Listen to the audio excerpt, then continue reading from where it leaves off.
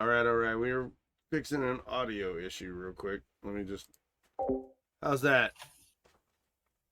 Chris, can you talk?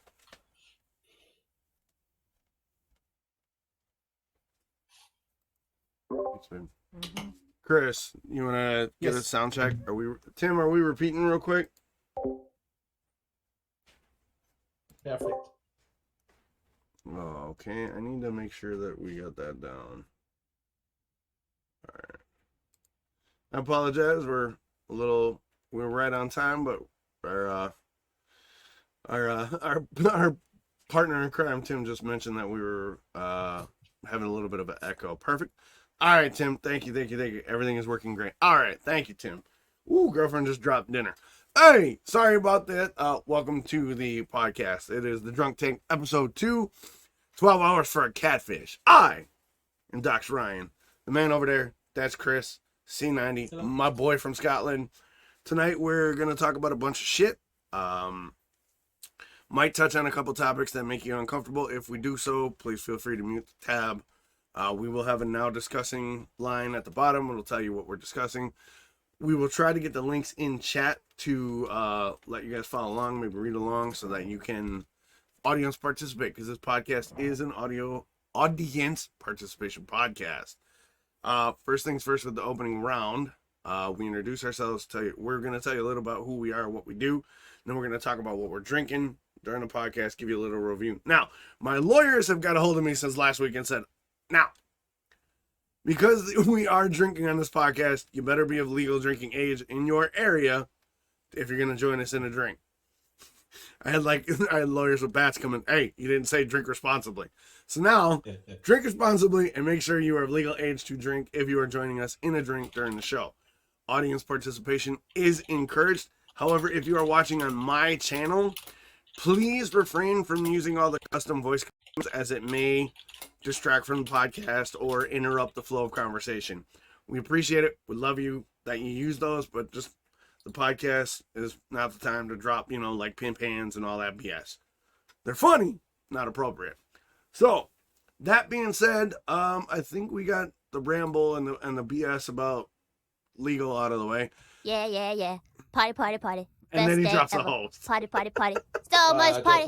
Party. You're good. I was given a side You're good. I appreciate it. Just to remind me. You're all good. So, Chris, why don't you say hi and introduce yourself to the audience while I eat a fry? Yeah, hello. I am Chris. I am from Glasgow, over in Scotland. Today, I am drinking something that is actually really, really nice. I am drinking the original Stormtrooper Galactic Pale Ale. Ooh. It's quite, I don't know if it'll come up on screen, but that is what I am having. And it is actually pretty sweet. It's, it tastes, it's like a proper pale ale. Like, it has got that kind of stout flavour, right? But it's not a heavy one. It's actually quite light and actually quite refreshing. Ooh, so I like that. I definitely suggests that it has its own website, which is in chat. They have a lot of other merch that is actually quite nice, which I have ordered and will be coming out soon. Nice. But yeah, that's pretty much everything on the drink. For me, I am Chris. As I said, I'm from Glasgow in Scotland. I have been all over. I have quite a lot of tales to tell. For the last 12 years, I've been a delivery driver between local and long haul. I also, for a small portion, lived abroad in Holland, where I worked with a superbike racing team, which was really fun. Oh yeah, you were telling me about that. A lot of stories and a lot of drunken stories. Yeah, we'll have to do a podcast about stories. We'll have to do a stories podcast. Oh yeah, definitely. So that's pretty much my life up till now. I would say nothing exciting, but it's been pretty exciting and it's been pretty great. So nice. Yeah, you're an interesting dude, for sure. Like, I can't wait to be able to hear more of them stories. As I said last week, the podcast is the brainchild of him over there, but it takes the two of us to make it work. And he's always like, "Don't sell yourself short," which I'm not. I'm just saying. For me, I'm Dox. Everybody kind of knows, who's been by the channel knows what I do. I'm a streamer. I'm a content creator. I'm also a professional security officer as my day job. Hopefully that won't be much sooner or much longer. Um, uh, my life's kind of crazy. I bounced around a lot. I was homeless for a while. I did a lot of odd jobs. I've been a nanny, a DJ, a bouncer, a bodyguard. I've been a first aid instructor. Yeah, pretty much, Sim. I've been a little of everything, and I've traveled around the States a lot, but I haven't traveled abroad. It's one of the things I want to what I'm looking forward to once the kids are out of the house. The girlfriend and I have some stuff, so I mean, it is what it is. I got a bunch of physical disabilities that I got to overcome, but if you've been around at all or you've seen any of my vlogs, I go about it in depth. Fibromyalgia, heart condition. I have some deformities, but my thing is I don't let that be an excuse, and I don't let that stop me. And honestly, streaming and podcasting is one of the few things that I've actually felt like I've been able to be really good at. So I'm really glad that Chris invited me to do this with him. So that's a little bit of my story. And as we do more episodes, you'll find out more about us. Yeah, we'll do just wee little teasers each episode. Yeah, exactly. Who we are. Don't want to give everything away. Right, you gotta leave something. So here's what I'm drinking tonight. I'm drinking. Wait, all right, where is it? There it is. Schofer Hopper Hefeweizen pomegranate beer. I slaughtered the German. I apologize. I'm not even gonna bring it up. But yeah, big Tim the mod has dropped links if you guys want to get a hold of that. How much does your PLL run? Because we want to talk about affordability. If people want to pick this up, what is your PLL run about? Well, I think you tend to buy them in bulk because I bought this. It came with a very fetching pint glass with it. Nice. And it roughly comes in at about £6.99. So I'd say about $10 for the kind of set. But you can buy they have the cans. I think there's 3 different ales. Mm-hmm. And I think they kind of do it. It kind of depends on how many you want to buy as door. So I think you're kind of in a decent range, but you do have the sets that might be a wee bit more and the kind of thing, but you're kind of talking between £11 and I think £15 for 6 cans. The small cans. Whereas if you want to buy the bottles, you can buy 8 bottles for £23. So it's not a bad price for what you're actually getting. Yeah, no, not at all. Much like mine last week, you're doing all right. Yeah. You'll have to now. Have you had it before? So can you talk about it a little bit? No, this is literally. I opened it maybe half an hour before we started the podcast, so that I could at least get some form of it. It's literally my first time drinking it, but it's one that I would actually get again. Nice. It is really enjoyable for a kind of ale, especially a craft ale. Yeah, no, it sounded good. I genuinely enjoy a pale ale. I like all kinds of beer, and the way you talked about it, it seemed like it'd be right up my alley. And with that price point for being a sort of craft ale, that's not bad at all. No, exactly. It's got everything that you'd want. Yeah, it sounds really good, and I like the pint glass too. The pint glass looked dope. The pint glass it really is. It's simple, but it just is nice. Yeah, for our audio listeners, you'll be able to find links to the beers that we're talking about either in any of the podcasts. You download it, we should be able to we can work links into our descriptions, right, for the podcast. You should be able to. I'd have to look up because the likes of Spotify, Apple, and Google have terms and conditions as to what you can say, what you can't say. But I'll look it up and. Well, even if you can't find it in the audio podcast version, you'll find it. We'll put links to Twitter on what we're drinking and stuff, so you can find it that way. That way you too can sample what we got. Now, the pomegranate one that I tried, I have not had it before, and I just took a couple swigs of it, and I've never had a half Weizen. Never had one before. It's really light. Got a really light kind of. It's got almost like a really like light, sparkly, clean feel in my mouth. There's a good sharp hit of pomegranate, but there's enough beer in there to be beer. Like it's really good. If you like pomegranate, and there's a little bit of an undernote of grapefruit in there too. I'm not big on grapefruit, but it might be it might just be my taste bud, but I'm actually really impressed. Like, I saw it in the store and I was like, oh, I like pomegranate. I like beer. It's definitely a fruity beer. So if you like fruit based beers, like I know Lion and Kugel does a berry Weiss, and there's a line of fruit beers. It's actually really good. And for about $9, $9 or $10 American for a 6-pack, it's not bad at all. Like, it's not bad at all. I would definitely recommend it just on my initial taste, and the aftertaste after I drank it. There wasn't any lingering sort of like bitter aftertaste, which I like in a beer. So I'm really happy with that. So Chris, let's how's your week? Do a brief, like, how'd your week go down? How you been since the last time we talked on the podcast? It's actually been, I mean, it's been so-so. Yeah. Like, up and down, nothing really major to kind of talk about. It's been one of those weeks where I've just got shit done. Right. Like, kind of doing stuff, like with the first episode kind of going up, I was doing a lot of kind of back and forth with the likes of like Spotify and Google and stuff like that. To try and get everything kind of up and running. I was trying to do stuff like the behind the scenes kind of stuff with the podcast. Right.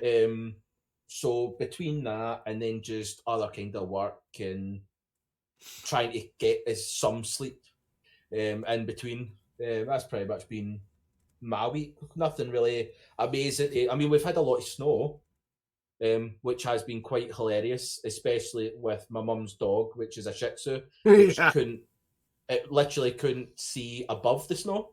So I was sending a few videos to people of the dog trying to get through 13 inches of snow. That was an eventful day.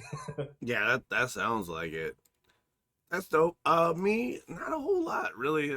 I worked, I streamed, kids and dad stuff. I really didn't do a whole lot. I mean, aside from dealing with work bullshit, like I said, I did some of the technical stuff. I edited stuff and got it off to you, and then I did some updating on the updating for the RPGs and stuff we got. But like I said, not too much to write home about. So I guess with the opening round done, You did have an eventful day at work, though.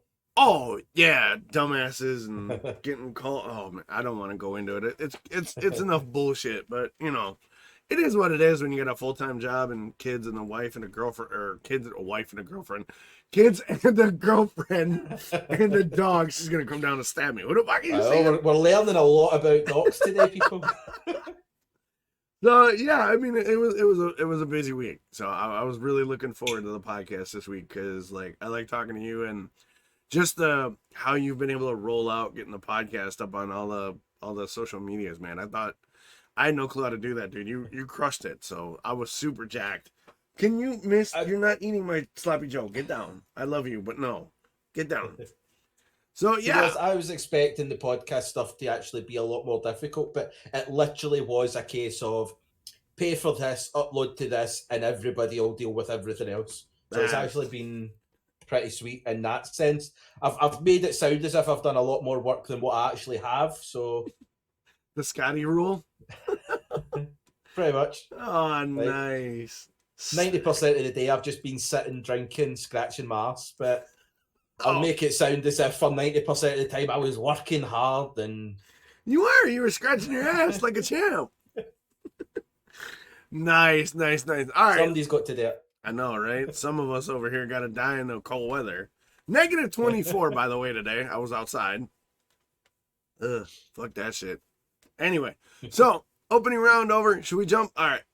Caveat. before we jump into our tonight's main topic, I have to say this because this is a topic that is very divisive, and Chris and I are not going to stray away from divisive topics. This also is our opinion on it, okay? We're not experts. We're not cultural anthropologists. We're not none of that. But we're two guys who have a wealth of experience, and we felt the need to talk about it because on some levels this affects our lives and your lives. And if you don't want to hear about it, mute the tab until it's over. But we are going to share opinions, our thoughts, and we will try to articulate our positions as best as possible. If you are in chat and you want to add to the conversation, by all means, do keep it respectful, because Tim has the ban hammer and he's willing to use it.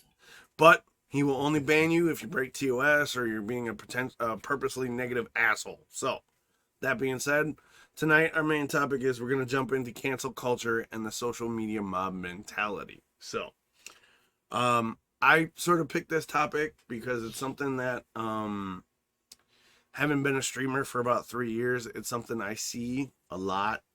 And it's something that I have mixed feelings about. Okay?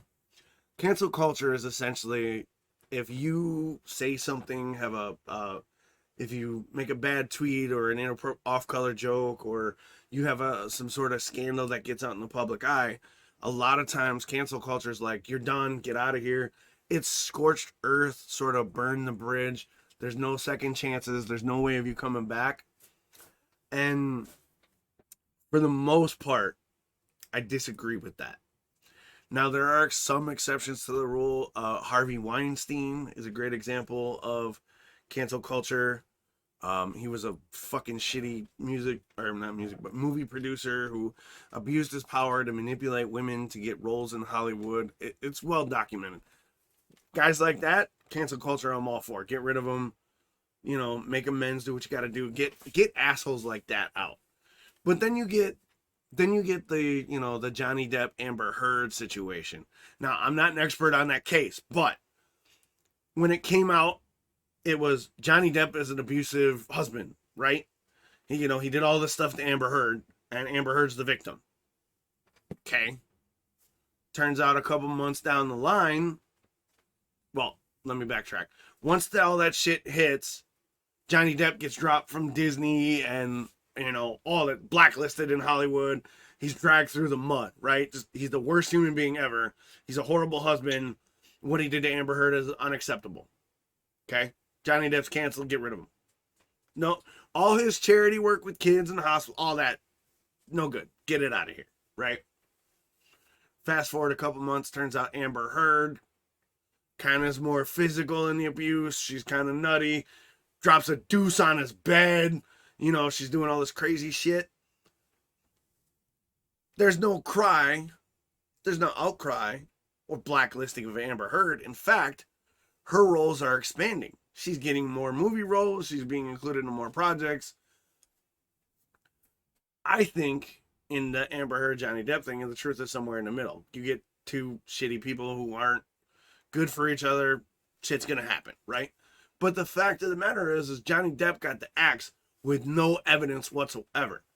That's not good. I can't wrap my head around this. And the final example I want to bring up is most recently is for those of you that are a fan of the Star Wars universe at all, because Chris is drinking a pale ale, Gina Carano was fired from The Mandalorian for a series of social media tweets. Now, these social media tweets were painted as degrading people and being, anti-Semitic and whatnot. And I went back and I reviewed every one of the social media posts I could. And the one that got her fired was her Instagram story. The Instagram story, she posted a image from like World War II. And in the post, she talked about how what happened to the Jews was they were made to look, they were being dehumanized by the Nazis, right? The bad guys of World War II. They were made to be looked as other and not human, which made it easier for them to get what happened to them, right? I don't want to get too much into it because it's long and complicated.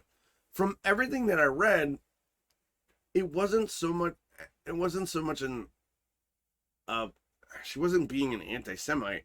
She was trying to equate what happened to the Jews to like conservative people. And you just don't do that. Now, I could be wrong. I could be interpreting it wrong, but this is my good faith interpretation of it. I don't know Gina Carano. I don't follow Gina Carano. Discord is fucking getting on my ass. Hang on. I don't know her, but from what I read, I don't know enough.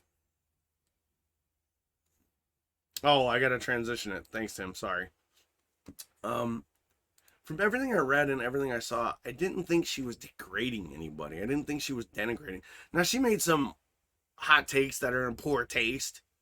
I think they're ill-informed, and I don't think you should ever equate conservatives to what the Jews went through. I think it was bad, but I don't think she should have been fired. I didn't think it was anything egregious, but I don't know. That's sort of the thing of cancel culture is it seems like people do it without evidence, and that's the thing that wriggles me the most is a lot of this shit happens because somebody says something or tweeted something in poor taste or unresearched or uneducated, and like Twitter just blows up, just rah, right on both sides, and it's the without evidence, it's without the discussion that bothers me. What do you think, Chris?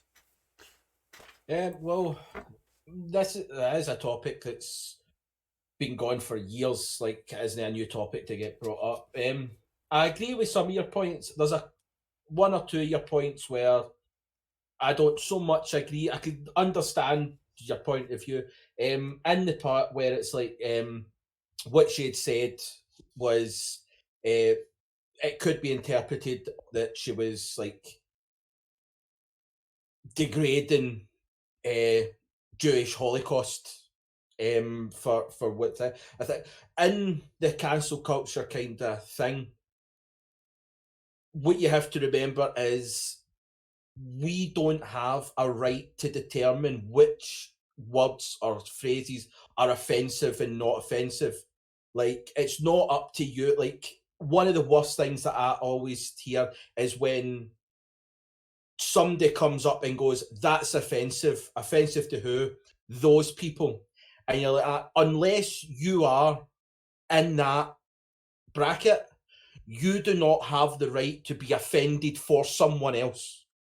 And I think what the problem is it works on the other way of you don't get to decide if something's offensive or not, if it doesn't kind of, it's like the way I always stemmed it to is if you go and break up with a partner or you hurt a partner and stuff like that, and if you turned around and went, well, what I done wasn't really that bad, I don't know why you're so hurt over it. You don't have the right to determine whether you hurt someone or not. If they feel you hurt them, you hurt them, that's it.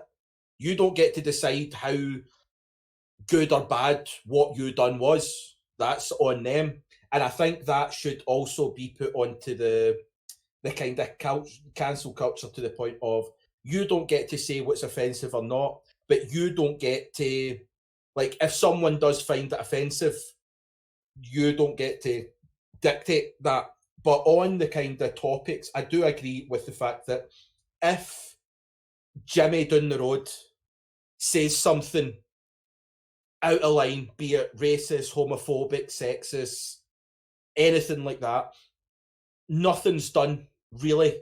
Like, if it's caught on camera and this and that, it gets plastered. People phone in and get them sacked. The problem with cancel culture is that no one is willing to let anybody learn from a mistake. If someone comes out and says something, allow them to be educated, because they might not know that what they've said was wrong. And if somebody was to take the time and go, what you said was wrong, here's why it could be construed as wrong, allow them to come out and go, look, I apologise for everything that I said. That wasn't my intent, or I was uneducated in that subject. I'm now learning to better myself. That should be enough to go, well, at least he's learned, or they've learned a lesson. Like, they've learned and they've educated themselves on it. But everybody is so quick to just cancel them if it's anything that they've done. And as you said, it's normally without evidence. And I'm pretty sure in the Constitution it does state innocent until proven guilty. So I don't understand why in society that doesn't go with it as well, because you see it here all the time. So as soon as something comes out and goes, such and such done this, and it's a whole, I knew, it was a badging, I knew, and you're like, but you don't know shit. Like, you weren't there. You don't know what's been on the background. Like, it's the worst kind of subject to be in, because you don't know the information. And so if you were to turn out and go, well, I'm not going to believe it until I see the evidence, you run the fine line of you're stating that you do not believe the victim until evidence. And it's not that you don't believe the victim, it's just, why should that person's life be completely ruined when there is a small portion of this that turns out to be false? It's just false allegations. It's someone's just been upset and they've went through this thing. And you never ever hear of that, then them being cancelled.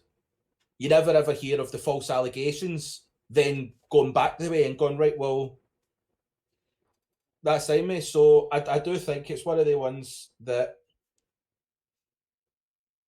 you need to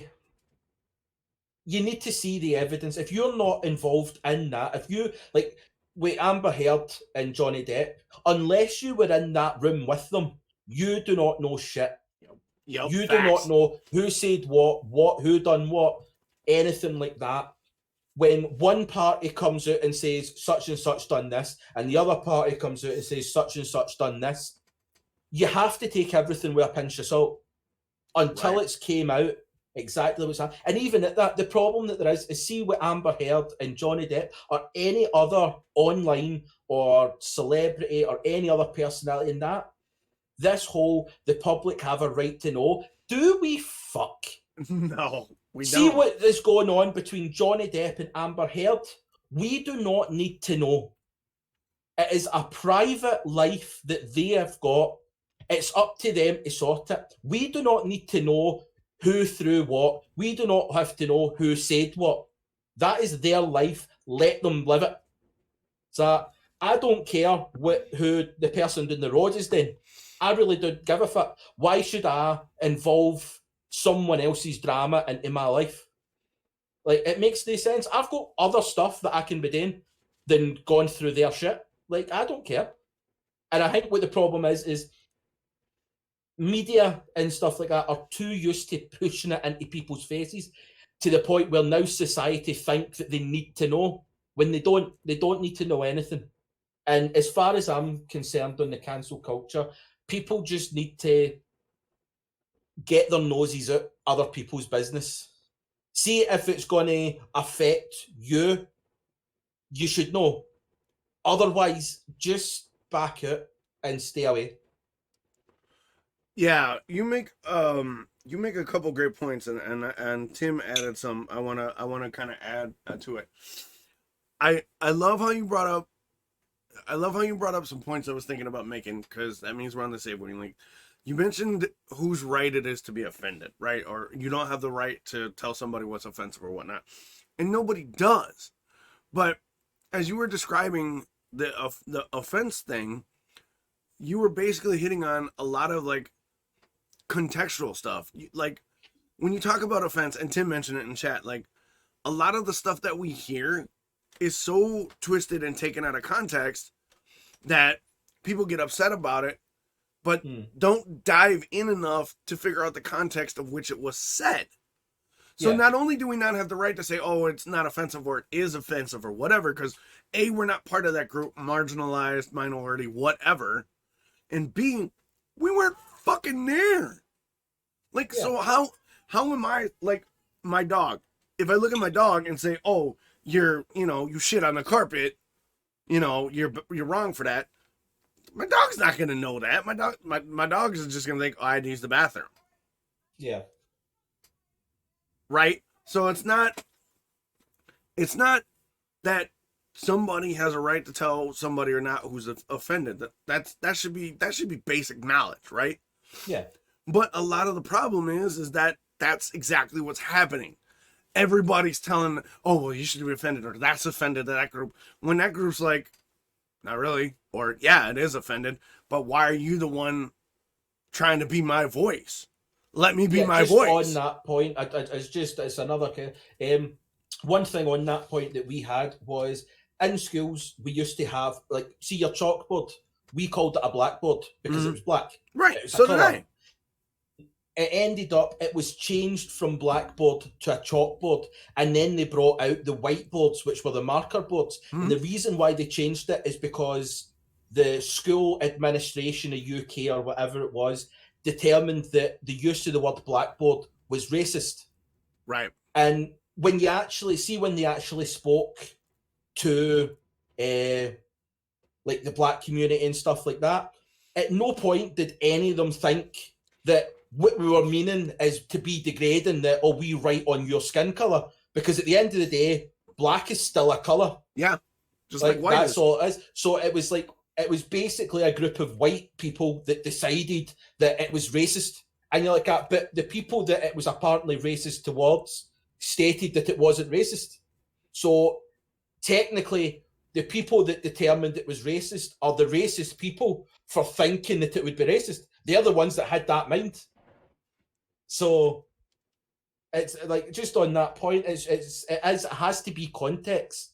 Yeah. So calling 100%. something a colour because it's black, like if I'm wearing a black t-shirt, is that degraded? Does that mean that I'm wearing your skin? Like, it's a black t-shirt, it's just black. And it is, well, as you said, it's the context in what you're saying things that has to be evaluated. Mm-hmm. And in its entirety, like you bring up a good point with the blackboard and the black T-shirt, right? And a lot of this stuff is people being outraged and offended for somebody else, right? Oh, that's offensive for them, and other people are like, no, it's not. Like, nobody assumes that wearing a black T-shirt you're wearing black skin, right? It's logic. It's common sense. Yeah, but that's not applied to cancel culture 95% of the time. Logic and critical thinking and contextualization and understanding the full picture of something is often lost on cancel culture. Because all cancel culture is basically outrage culture, right? Oh, I'm offended. This hurt my feelings. You should do this. You should do that. When again, as we've said multiple times, 9 times out of 10, the people are like, that's for me to decide. Yeah. Right? You also made you made so many good points, and I want to hit on them. The privacy issue.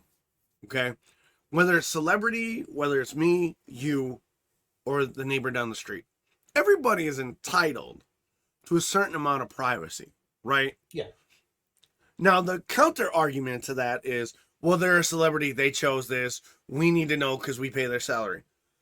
I don't give a flying fuck if you go to the movies and buy their merch. You have no business knowing what goes on in their bedroom, what their garbage is, what they drink, what they spend their money on. You got no right to any of that. But I've got a question for you. All right, go ahead. See out in your streets or anything like that, see the police that would patrol it. Yeah. Right? See the police officer. What was he doing last night in his house? I don't fucking know. Well, you pay taxes, you pay their wages. Therefore, why do you not know what he was doing? If we pay the tax or if we pay the wages that we have a right to know, why are we not going down and demanding what Officer Pilgrim was doing with his wife the other night there? Because Officer Pilgrim's not a celebrity. That's right. That's what I'm saying. Right. Their argument is based on we pay their wages when we go and watch their film. And you're like, well, when you pay taxes, you pay the firefighters, you pay the police, you pay your doctors and stuff like that. So why are you not demanding that their news is put throughout the papers? Because people who are There's zero logic. Right. Because one, zero logic, and people don't want to know about normal people. Nobody. People want to know about people who live lives they don't have. They want to know what's going on with the glamorous people. They want to know, like, what Johnny Depp is doing, what he's drinking, because he's a trendsetter. This all goes back to social media, like social media and celebrity as well, because nobody cares what Jim Bob down the street is or Officer Pilgrim is. But if Johnny Depp or Amber Heard or Jason Momoa or Gina Carano endorse a product or they come out with a movie, they're interesting to us. They live lives we don't lead. So people want to live vicariously through those lifestyles. And in order to do that, they feel they're entitled to know everything that's going on so they can fulfill their vicarious livelihood, right? Yeah. Again, it all comes down to you don't know. You have no right to know what they do unless they themselves come out and say, this is what we're doing. This is how our life is. Like on Twitter and on Instagram, I don't share hardly anything about my family. Like on Twitter or on Instagram, you get what I made for dinner. Every once in a while, you get a picture of like me showing off a stuffed animal my girlfriend got me. Every once in a while, there's flowers shared. But I decide what is shown. And for so long, the public has been obsessed with celebrity and athletes and politicians, people who, quote unquote, live above the regular person. We want to live vicariously through those people. We want to celebrate their achievements because they're achieving things we cannot, or so we think. So thus, people think they're entitled to that access. They're entitled to that knowledge because they pay the sports ticket or they patronize the theater or the movie. Now, I disagree. I got no say what Amber Heard and Johnny Depp do. Now, if there's abuse going on, and that needs to be handled, but it's not my responsibility to handle it. It's not my job to call it out. That's up to them and the authorities to handle and call out and deal with. Yeah. And on that note, Tim made a comment in chat. Tim's hitting good points.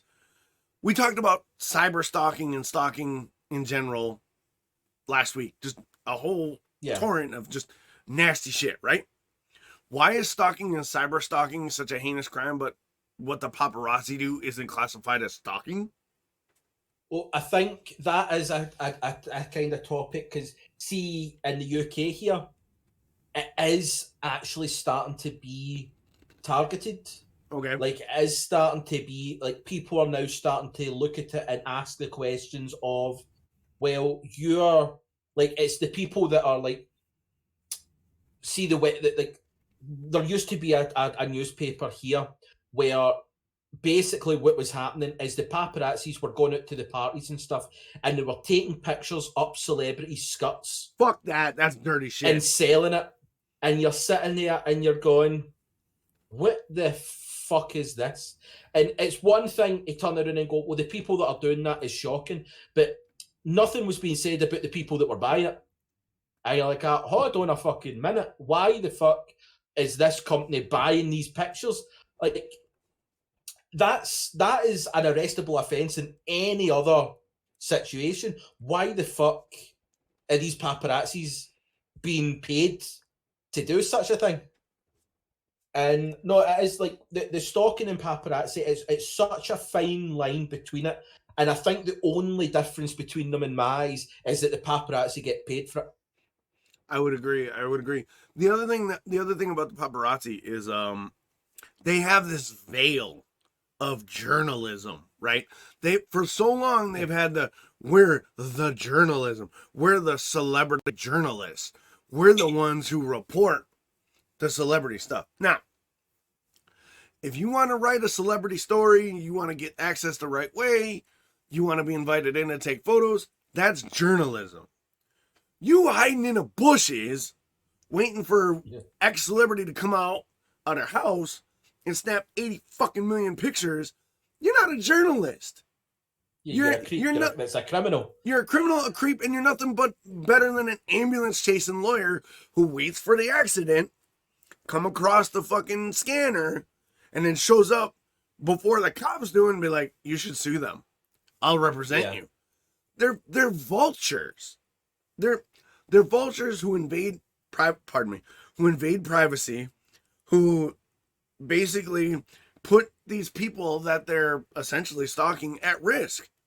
Because how many times has there been an attack or a burglary or I haven't done the research, but linked to paparazzi giving out that information, taking pictures of their homes and posting their travel schedules. Like, look at what happened to Princess Diana. Like, let's not go into tinfoil hat theories, okay?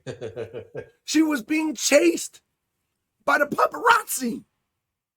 She was being helicoptered. Like, it was being broadcast to the world. Yeah. How is that not illegal? The paparazzi, in that, I mean, one thing that I have noticed is the paparazzi between the UK and the US have differed over the last few years. One of the biggest case in points that I always bring up when we're talking about like journalist media or paparazzi is the story of David Beckham. David Beckham, Victoria Spice. Yes. They got married. They've got the kids. Mm-hmm. One of the kids, I can't remember who. I don't know if it was Brooklyn or if it was the youngest one, 7 or whatever her name was. I don't know. But one of the kids had epilepsy, Right. And the Beckhams went to the UK media when he was playing at Man United and stuff like that and said, look, our kid has epilepsy. When you're taking pictures and it's the flash photography, you can put our child into life or death situation. Yeah, that's bullshit, by the way. They brought up a thing where you weren't allowed to take a picture of the Beckhams in public, but every week they set up a kind of a situation where the kid wasn't there. The paparazzi could come out, take the pictures, sell it in the newspapers. That was it. When he signed for the LA Galaxy, they went to the US media and said, look, such and such has epilepsy. This is the setup we had with the UK media thing. The US paparazzi told them, fuck off, we'll take your picture. That's bullshit, by the way. 3 different occasions in the first month. It was Romeo. Romeo had an epileptic fit due to the paparazzi. And you're like, it's a life or death situation for a child. Yep. And the paparazzi there were so inconsiderate and wanted money for a picture that they were willing to kill a child for it. Yet no one bats an eyelid because the paparazzi is journalistic, right? That's bullshit. So look at the Capitol riots. The journalists that went into the building, right? Yep. And they tried to claim that for journalistic rights, they entered the building and all that kind of stuff to kind of report on the situation. Now, the reason why it was brought up is because the police were arresting him and doing him for entering a government building that he shouldn't have without authorization. And his argument was journalistic rights. And you're like, so does that mean I can go down and I can walk into a building with 3 other people, watch these 3 other people murder a family and claim journalistic rights and get off it? Because in my opinion, it's the same thing. Yeah, it's the thing with the whole journalistic rights and power of the press was not, let me clarify, was not to give Johnny fucking paparazzi freedom to invade someone's privacy, to put people in danger. It was not designed for you to fucking take photos of Paris Hilton's ass. Journalistic freedom was designed for journalists to speak truth to power, to tell the stories that need to be told, not to tell me that Amber Heard shit on Johnny Depp's bed. And it's fucking bullshit. And you're right. The Beckhams, like, I heard about that Beckham story, and that shit drove me nuts because I got kids with special needs. Not epilepsy, but they got special needs. And if some asshole with a camera put them in danger, I wouldn't be here right now because homeboy would be catching ass whoopings. Oh, yeah. Because definitely. In no way, shape, or form are you allowed to endanger the lives of your subjects. Like, you can't do that. For one, if they've already had a setup where it's okay for you to take photos, honor that request. And again, it comes back to cancel culture and social media. People feel like they're entitled to a level of access of information, be it through Twitter or Instagram or whatever, that we've never had before. And a long time you would hear, if you go to the bar, you would hear, Steve's an asshole and, you know, he did such and such to his wife or whatever. And the guys at the bar would be like, oh, fuck that dude, whatever, right? But they wouldn't jump on Twitter. And Steve, I'm not talking to you, Tim. Steve is a random name I just popped up. They didn't jump on Twitter and get Steve thrown in jail, right? Yeah. But now the vocal minority of social media goes, well, Amber Heard did this. Johnny Depp did that. Jason Momoa said something I didn't like. Well, fuck them. And hundreds of tweets go out and retweets and this, that. And then these big corporations who are more focused on the optics of something and not the actual context or the subject matter, just the optics of how it will affect their company's shares or how their investors will feel or how that automatically make these massive leaps and be like, well, Johnny Depp's bad. Fuck him. Gina Carano's an anti-Semite, anti-masker. Fuck her. Get her out of there. But they don't stop to look at it. They don't be like, all right, well, okay, she said some shit that's fucked up. And Johnny Depp's gone through some shit and he did some dumb shit and Amber Heard's kind of fucking psycho. If they would not listen to the optics, don't look at just the optics. Look at the context and the subject matter and the fucking evidence. Because if we don't, you and I can get canceled tomorrow for this conversation. Oh, well, I can't get cancelled because I'm not an online personality. Oh, I can. So fuck you. Yeah, so you're fucked. But I'll just continue on my life here. You are an online personality. You're a fucking partner in this podcast, goddammit. But Maybe I guess I'm under a different name. Ooh, Maybe my real name's Paul. All right, well, my real name ain't Doc, so I guess they ain't canceling me either. Problem solved. There you go. But I guess to put a final pin in this, I think cancel culture is not something that should be given as much power as it has. It should not be so readily embraced without evidence, logic, and the full context of the goddamn situation. Because without that, you're just throwing mud at the wall and you're going to leave a trail of bodies that aren't necessarily the perpetrators of the crime or the wrongdoing that you're trying to cancel. Yeah. What do you think? Final thought. No, I would have to agree. Like, I think cancel culture as a societal thing shouldn't be a thing. I understand that people do bad things that they need to be like. It's the whole freedom of speech. Yes, you have freedom of speech, but you do not have freedom of consequence. If you do or say something that is offensive, yes, you have the right to say it or do it, but people have the right to pull you up for it. But I don't think it's right that random people on the internet have the power to do such a thing. Like, I can understand if a company decides we don't want you representing us before what you said and all that. That's all well and good. That's within everybody or that company's right to do so. But to allow the internet to put force and pressure on certain companies in order to get their way, that's where I think it's wrong. Because as I said at the start, there's a lot of times where people are not getting the opportunity to educate themselves and better themselves. And that's where I think we need to start going down. Agreed. I definitely agree with all your points on that, because I think what it all boils down to, like we said, is just it is what it is. And if you don't logically think about stuff, then you don't, you can't make those decisions.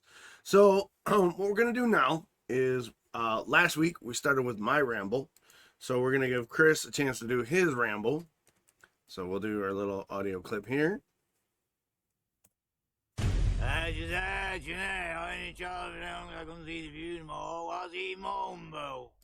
did he say? All right, Chris, your ramble, my friend.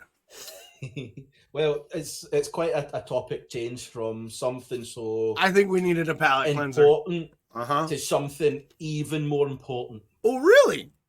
Oh, definitely. Like, this is a topic that has ransacked the internet world for years. and to the point where the actual Supreme Court of Ginsburg, like Supreme Court Justice Ruth Bader Ginsburg, got involved. Right? Yeah, I read that. And that is of the, is a hot dog a sandwich? All right. Where are you going with this? Well, what is I've came to realise is the hot dog is in fact not a sandwich. Now, this might be upsetting to some viewers, but a hot dog is in fact a taco. Really? Yes, because Webster's dictionary defines a sandwich as filling sandwich between two slices of bread. Right? Two separate entities of bread with a filling in the middle makes a sandwich. Unless you slice that hot dog bun straight through, it is in fact a taco. A taco is something with starch in the bottom and starch on both sides. That is a taco. Now, if you want to go further into it, as you can start, there's a website that probably should have been put into the thing, where it was the Washington Post brought up this whole big thing and all that kind of stuff. And there's a thing called the Cube Rule of Food, which is 8 different categories for identifying dishes based on starch locations. So the way it kind of works out is if it's starch on the bottom, so just like flat on the bottom, right, it works out that that is a toast. Okay? That's toast at the bottom. I follow you. 2 starches on opposing sides is a sandwich. Okay. Right? Starch on the bottom and 2 opposing sides becomes a taco, which is self-explanatory. Tacos are great. If the starch is rolled in all sides apart from 2 opposing sides, that makes it a sushi. Which means the likes of what was it that we'd worked out? The likes of an enchilada, where it's a tortilla filling in the middle, rolled up. It's a sushi. Tim, a Twinkie is in fact a calzone because the starch is encasing a filling. So Twinkies are actually a calzone, which is a crazy thought. So is a Pop-Tart. A Pop-Tart is in fact a calzone. A pizza is in fact toast because it is one flat starch. We don't fight about that. No, that's like science is there. The science is there. A Swiss roll cake, that's in fact sushi. Because it's a filling with starch rolled up. The biggest kind of talking point is cereal. Any starch that is within a liquid becomes a soup. Therefore, cereal is a cold soup. There's no denying the facts. I mean, it's like a vanilla soy latte is actually a 3-bean soup, if you think about it. Because you've got your vanilla, you've got your coffee, you've got your soy. That's a 3-bean soup. It's cold like gazpacho, but it's still. And there's not a lot that you can really time in that. It's the same with like a quiche. See if you were to take a quiche, which is starts on the bottom and all the way around. Right. That makes it a bread bowl. Okay. All right.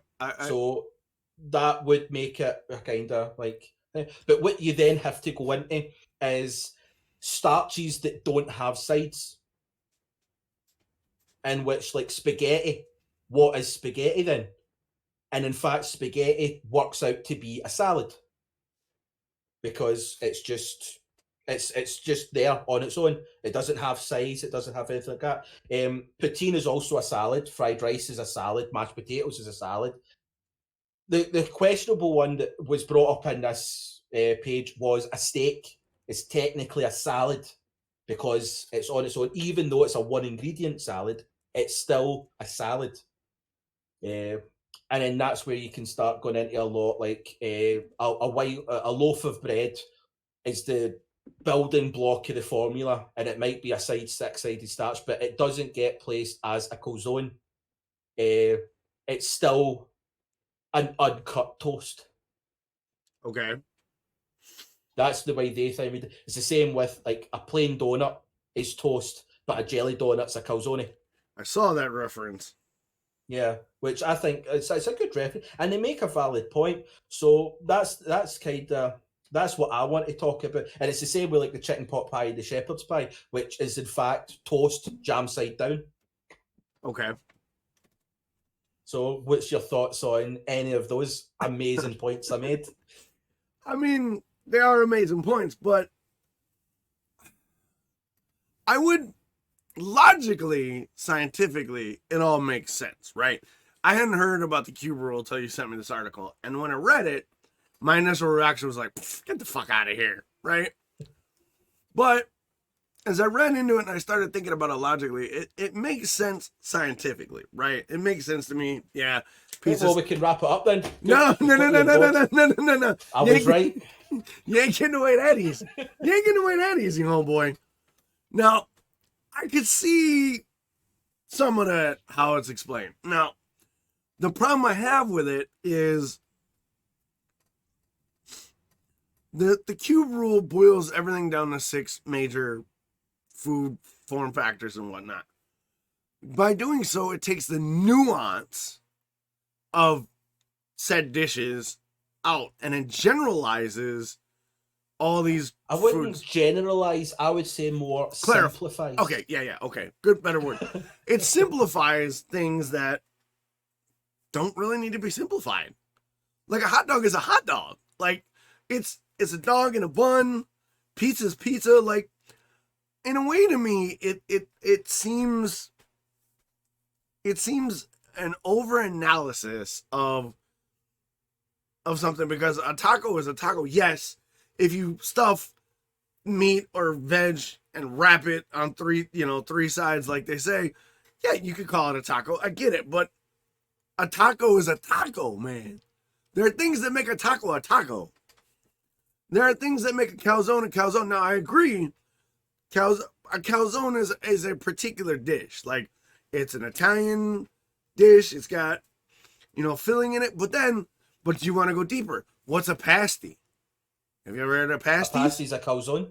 Exactly. But it's a pasty, though. A pasty's a pasty and a calzone's a calzone. In like certain areas. Like especially if you look at the UK as a whole, like you take the dinner roll, right? The dinner roll, to us, is just a roll. Other parts of the country call it a dinner roll. Some parts of the country call it a bap. There's all different variations. So it's still the same thing.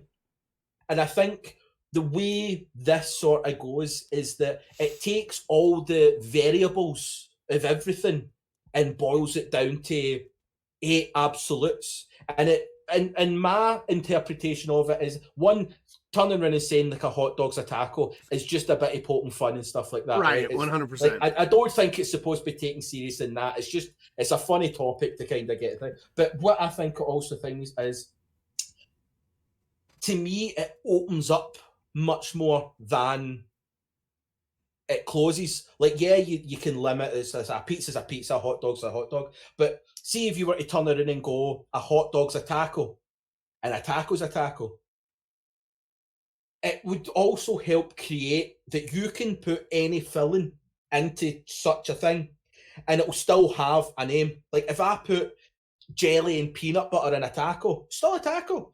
A lot of people would turn around and go, fuck you did. But at least it has its thing. If I took a donut and instead of filling it with jam, decided, do you know what, I'm going to put blue cheese in that thing, still a donut. Facts. If I enjoy it, I mean, it will taste absolutely horrible, but it allows people to be able to go, well, I've made this new thing. It's a taco, even though it's not a normal taco, whatever the kind of society would deem as a taco. But it just opens up a lot more thing. And also it makes it sound better when you turn around and go, I had a salad for my dinner, when in actual fact you had a big bowl of pasta. Yeah, no, you led to a point that I was about to make is, it does do that, because if you if you take away a lot of the stodginess and the nuance, you don't get into these arguments that, well, like you said, is peanut butter and jelly in a tortilla a taco? Well, yeah, it is.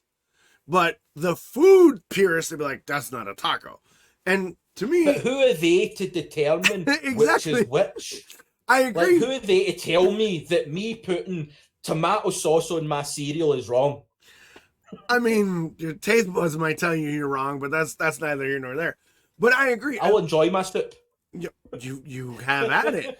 But I think the whole point of is a hot dog a sandwich is sort of a it's sort of like just an in-depth sort of over analysis of how we classify and how we view food, right?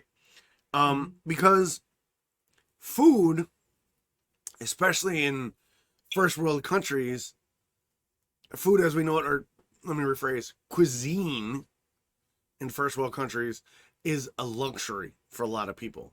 It's something that we can ascribe nuance and clarification and stratification to. Like, who's to say that a pepperoni pizza with sausage and cheese isn't the best pizza, where someone would argue, well, you got to have white truffle and Gouda on your pizza, right? Food, especially in first world nations, and I use first world as in like where food culture is discussed it like we are as a luxury, I think it's that is more of a thing that we do. Say like somebody in a third world country where food isn't a luxury, or they're dealing with food scarcity, they're not going to give a shit if you hand them a Twinkie and say it's a calzone. They're not going to give a shit if you tell them the cereal is soup.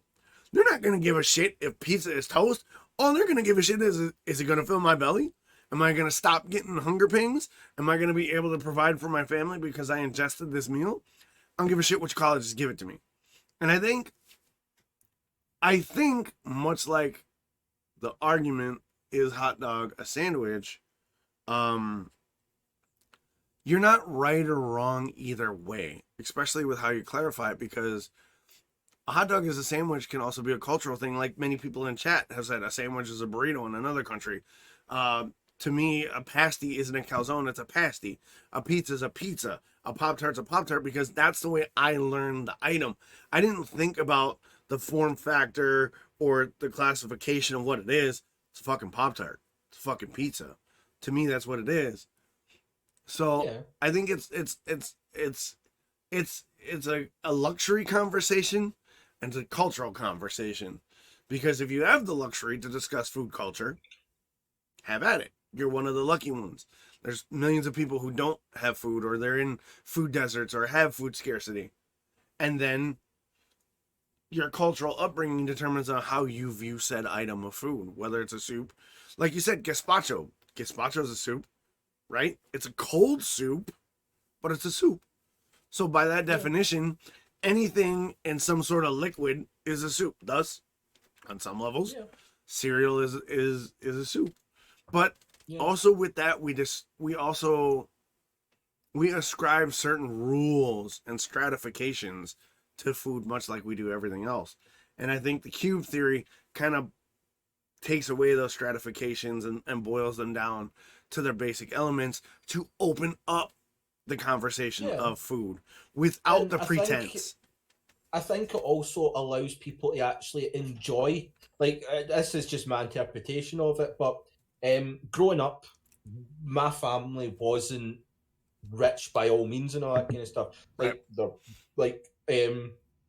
There was times where my mum or my parents would go without food for 3 days, as long as we were fed and stuff like that. When we were back when we were really young, my mum often talks about the thing where at the end of the week, my mum and dad and my granny and grandpa would swap, like each week would swap who made dinners, so that it would keep the kind of gas bills down and stuff like that. So in my mind, for families that don't have the kind of means, like you talk about like pizza and like cuisines and stuff like that, as you said, in third world countries, but you don't even have to look to third world countries, because in some places like the UK in some areas, it is limited. So being able to turn around and just say something, if you take a slice of bread, fold it in half without cutting it, and put something in it, it's a taco, and it just brings that sort of fun aspect to who cares what society deems as a sandwich or a taco or a pizza or a toast or anything like that.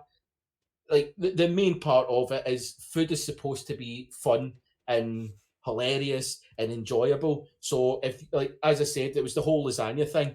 Lasagna is a meat cake. That is it. Yeah. It's layered starch with a filling. It's a meat cake. That's it. Cheesecake is a toast. Yeah, but yeah, I can't argue with that.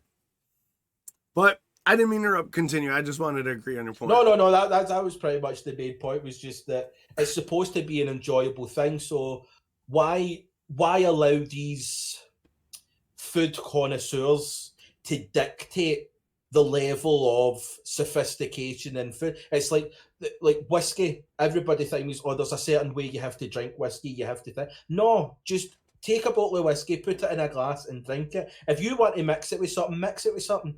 If you want to have a bottle in one go, have a bottle. If you want to have a glass and sip it over 2 hours, that's it. Like, there's too much that go into these things that deter people from trying it or enjoying it.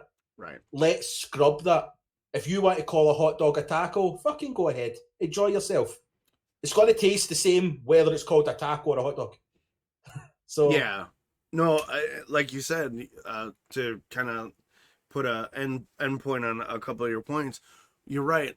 And I didn't mean to imply that it's a third world issue. Oh, no. Food. I know, but like I'm saying is like, there are millions of children here in America that don't have food, that have to skip meals.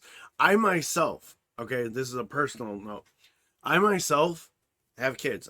When they're all together, there's 5 of them. That's complicated. I'm not going to go into the makeup. They're all mine, right? They live in my house. They're all together. Even with the jobs that I have between working full time and doing Twitch, I've had to skip meals so they could eat. My girlfriend's had to skip meals so they could eat.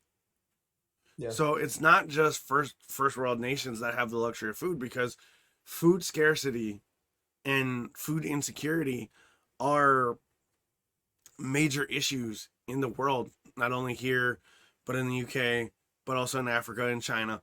And I think until that no longer becomes an issue, and we've got multiple things that say they could solve it, to say they can't solve it, whatever.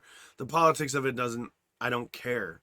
Until food insecurity and food scarcity ceases to be an issue, who the fuck cares if a hot dog is a sandwich, if your sushi is a burrito, if your pizza is toast, if your lasagna is a meat cake?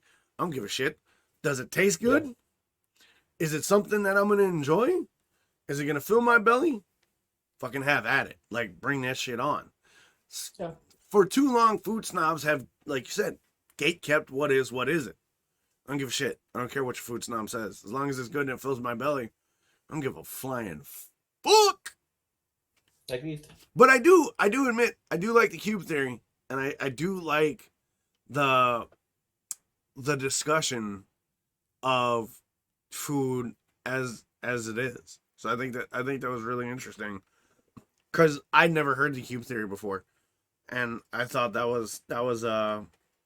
was interesting. It was an interesting read, and to hear your thoughts on it, like, I can't disagree, man. I'm kind of with you on that. Who the fuck cares?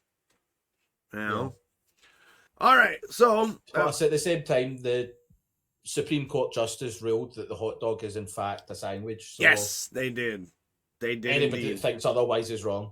So. Well, I mean, they did, and the last point I want to make is there with the Supreme Court ruling on a hot dog as a sandwich, there are food regulations that clarify different types of food, because sometimes food programs only will allow you to buy certain things that are classified a certain way. So, like, is bread a confection or a sweet? Like, I think there was a study over in Ireland that said bread isn't considered a staple food because it has too much sugar. So it's not classified as bread.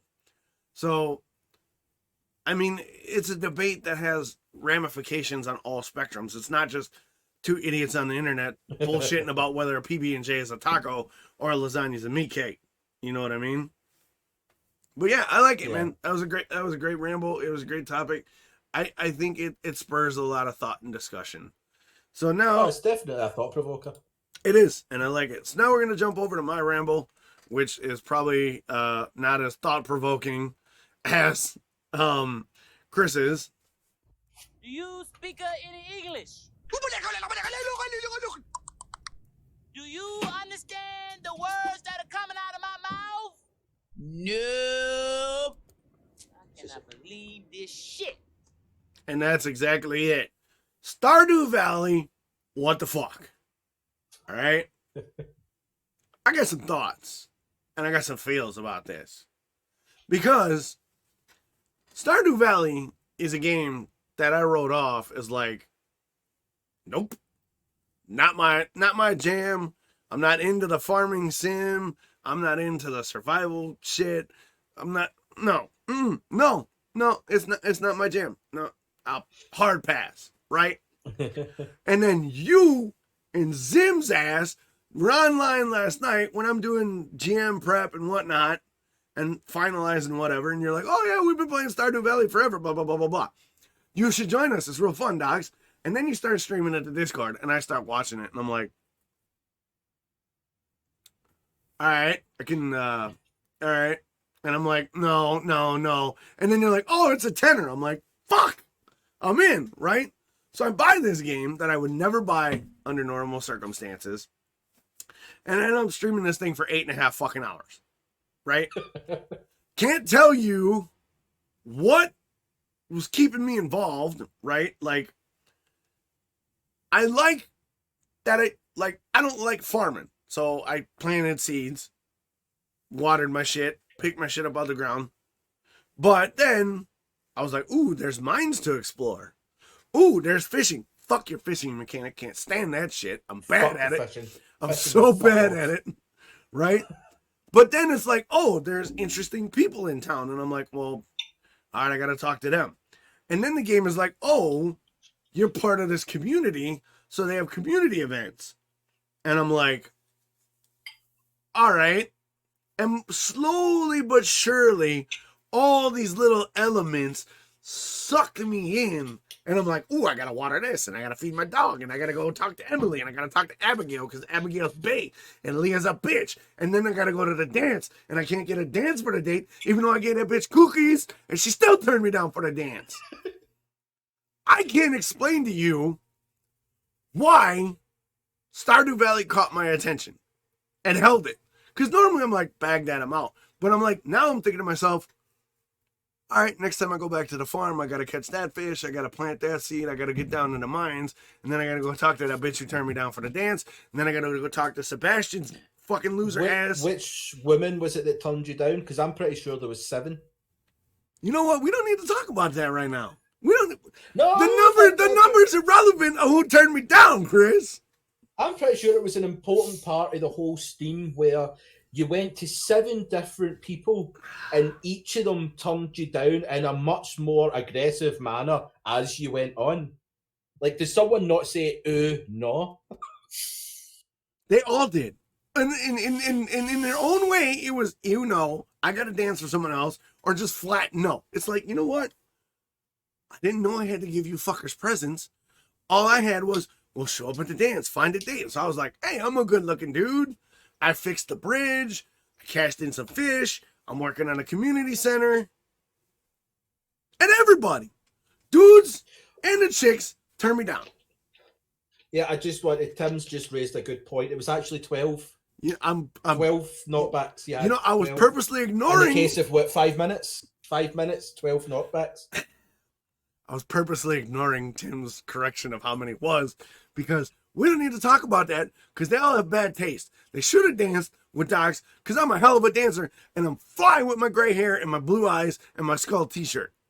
But again, I tell you, I cannot properly articulate why I enjoyed my time in the game, because it's not a game that it's not a game style that I enjoy normally. I hate farming simulators. I hate relationship management. I hate crafting shit. But for some reason, Stardew Valley got its hooks in me. The graphic style I like, the music, the sound effects, they're great.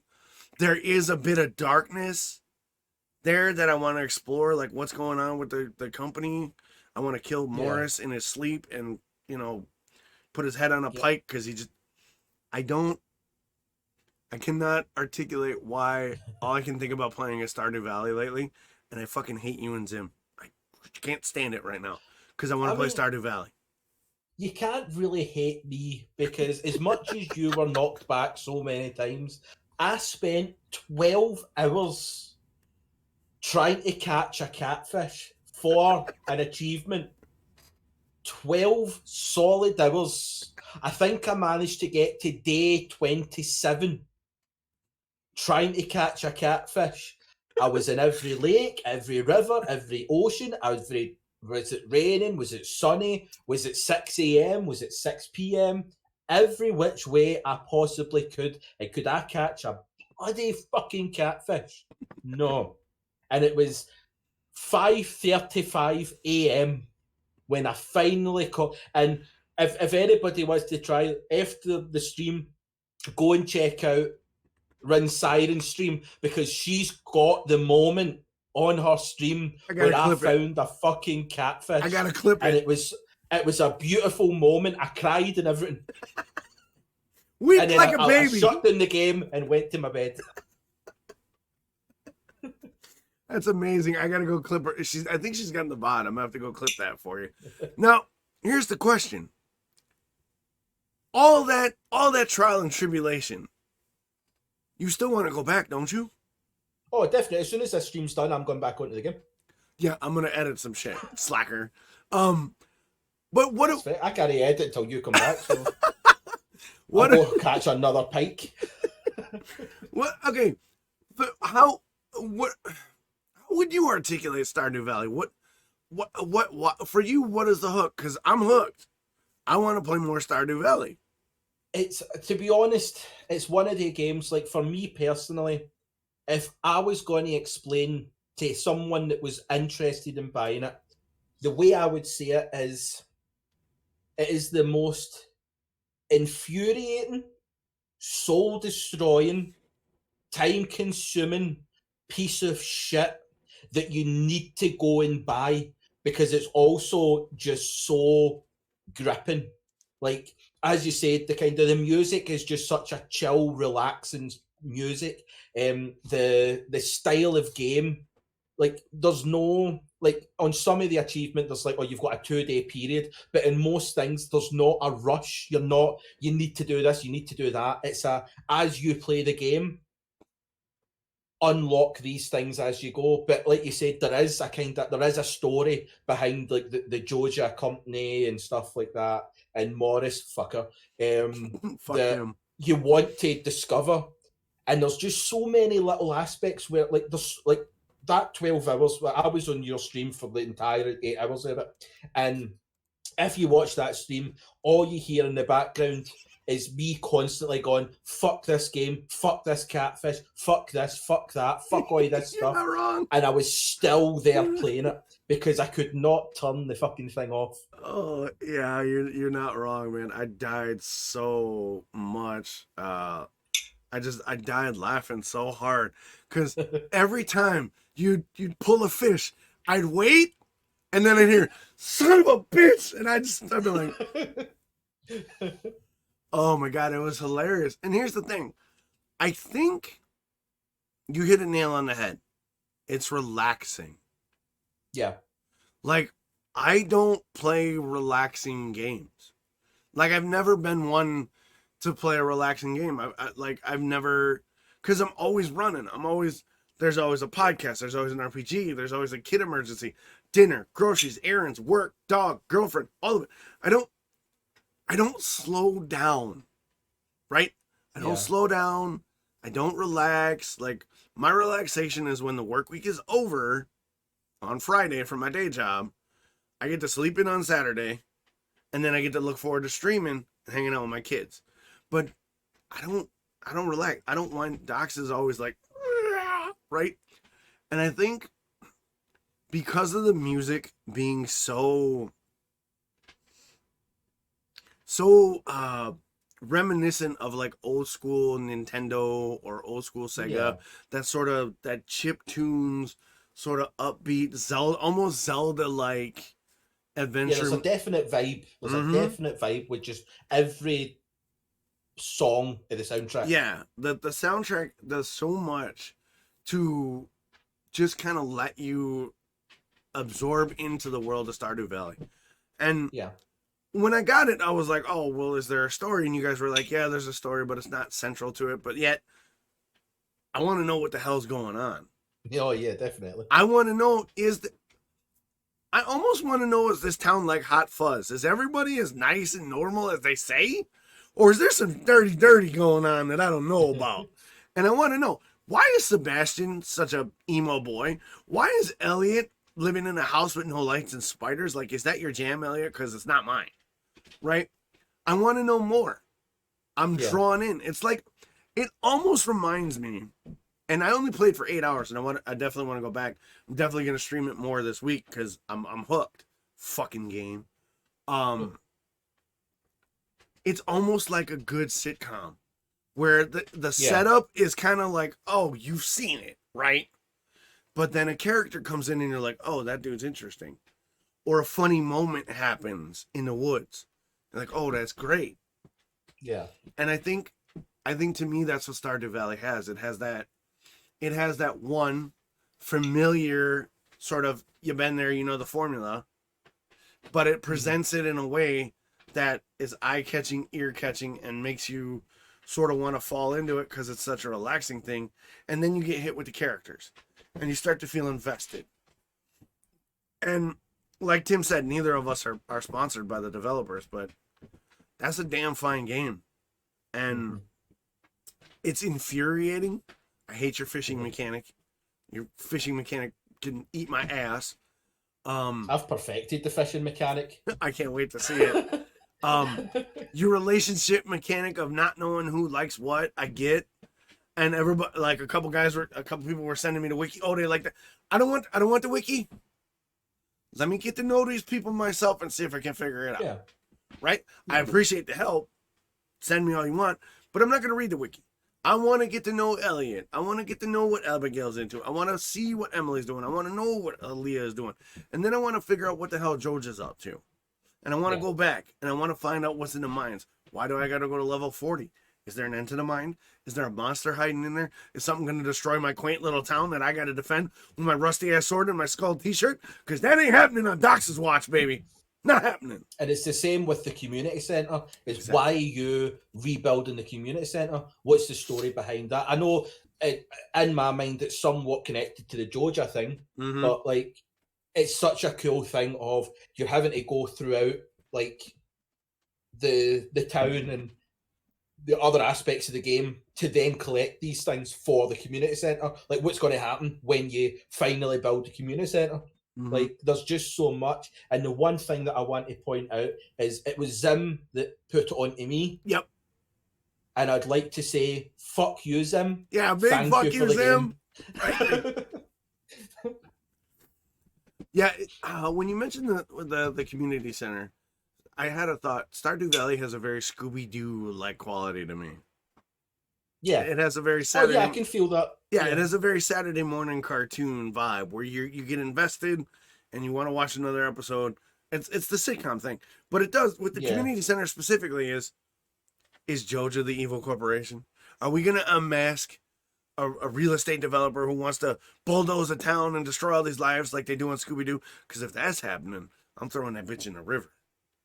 And the catfish can eat that is such a nice wee thing, is the fact that it does have that sort of dark story feel, but at the same time, not to the point where it's just going to be graphic. It's got a darkened kind of story like Scooby-Doo where it grips you. You're interested, but it's not a kind of movie style where it's like terrible things are going on. It's just It's a fun evil mystery. corporation.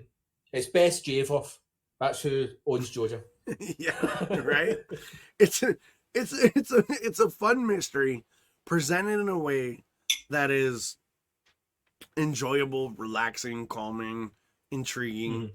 Now, if I was gonna nitpick from a game design perspective, and I'm not a game designer, but I do a lot of game commentary during my streams, is a lot of the quest lines are just glorified collectathons and fetch quests. It's same shit. Go collect 99 of that, turn it in. Go collect 99 of that, go turn it in.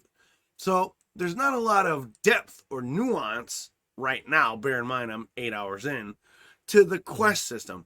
And for some people, that'll be a turnoff. Like, they're like, oh, it's a collectathon, it's a fetch quest. Okay, I've done 5, I've done them all, I'm over it. But, and I've been that way in the past, where it's like, okay, I did 5 fetch quests, this is all you got to offer, bag it, I'm out. Not worth my time. Yeah. But Stardew Valley packages it and presents it in a way with so many little wriggles and nuances to the people you're doing the things for, that you're okay to do it because you want to know more and you want to unravel the mystery. You want to spend more time fishing, even though the fishing sucks ass.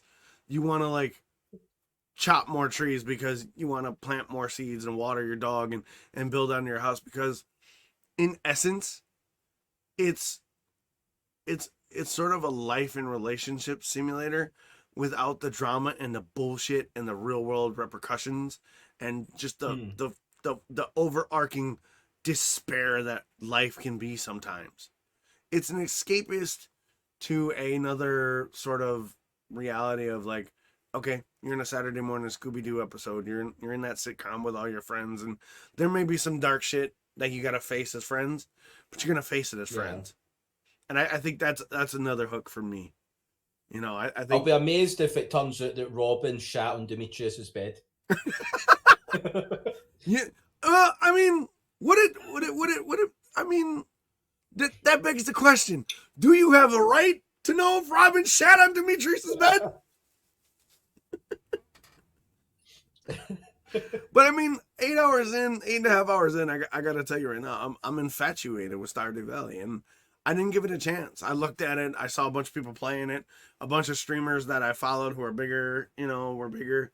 They proclaimed this game's greatness. They're like, it's amazing, I love it, I want to play more of it. I'm like, not for me.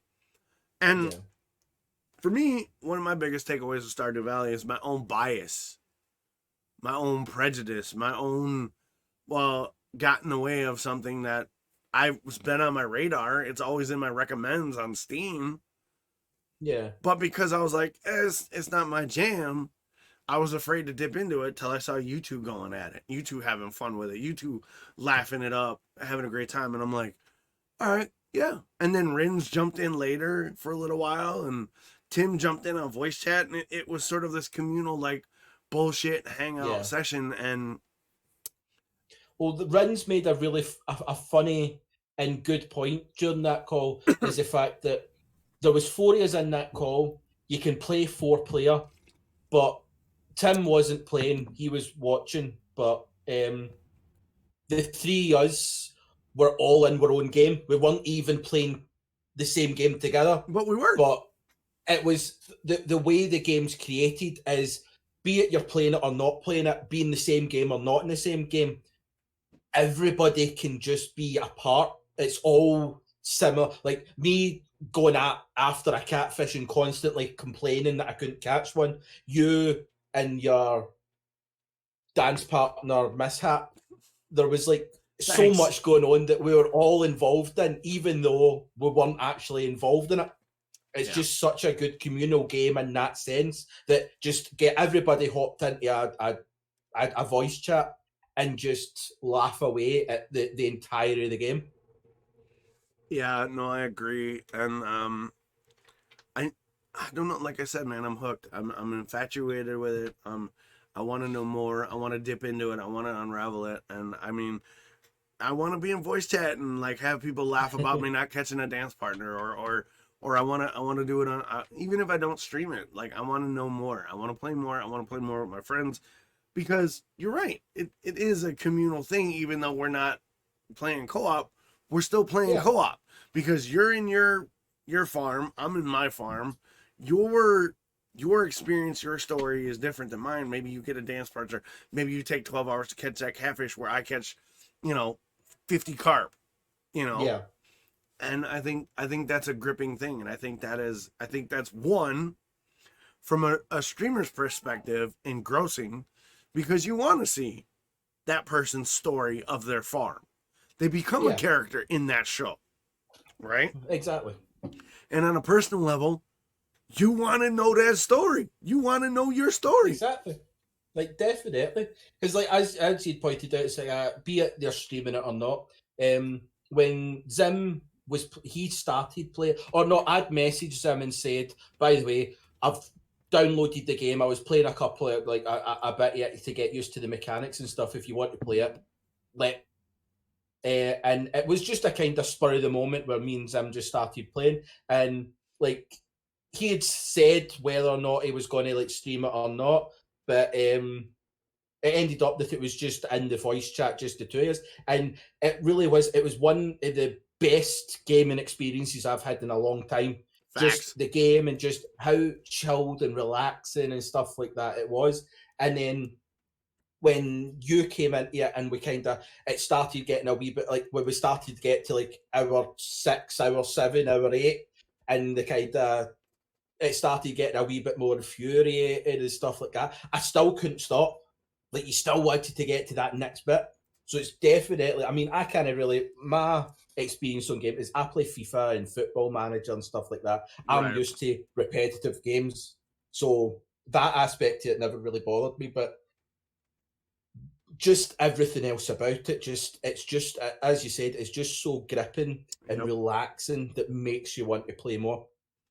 Yeah, no, I agree 100%. So, all right, we're going to continue on with the gaming discussion because we are gamers. We're also opinionated individuals.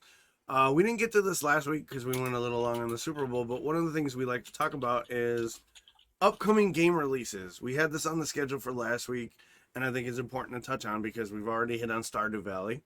You mentioned FIFA and Football Manager, and I mentioned that I usually don't play these games. So we got a couple games. We'll kind of run through them, talk about our thoughts about them, and kind of give you our thoughts and what we feel, because they're interesting. What we know about them, what we don't know about them, what we expect. So, first game up on the list, you put down League of Legends Wild Rift. Now, I'll let you take the lead because you put that on the list. Well, I put it on the list is because I'm new to League of Legends. Yeah, you are. And it's one of the ones, League of Legends, similar to Stardew Valley. It completely gripped me. It was never a type of game that I played. I mean, I rarely played games anyway, but whenever I play it, you do want to keep on going, it's like that. I enjoy it, but it's more the kind of camaraderie, like when everybody's in a voice chat and you've got 5 years, these are all going in. It's just such a fun kind of thing. But League of Legends Wild Rift is coming out, and it's what it basically is it's League of Legends coming to mobile. Yes. That's pretty much what it is, which to me, again, not sponsored by, but to me, it just brings up that other aspect of somebody that for a living is on the road a lot of the time and spend most of my time at service stations, on the side of the road, on ferries and stuff like that. Having a mobile game is like, mobile games are the bane of my existence. I hate them with a passion. They're just like, they're the bad kind of Stardew Valley where they're just infuriating. Yep. And I'll literally start a game, I'll play for 3 days, and then I'll not touch it for 6 months. Because it's like the amount of games that I've got on my phone now that I've played, stop playing, and will probably play again later down the line for a couple of days maybe. But League of Legends just seems like that game where if it's on my mobile, I'm going to play the shit out of it when I'm sitting at a service station. Yeah, I'm interested in Wild Rift too, because for me, League of Legends is really hard, and for you audio listeners, this might be difficult, so I'm going to try and articulate this well.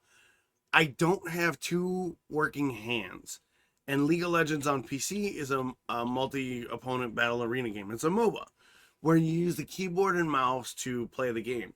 My right hand only functions as a claw due to a stroke I had when I was young.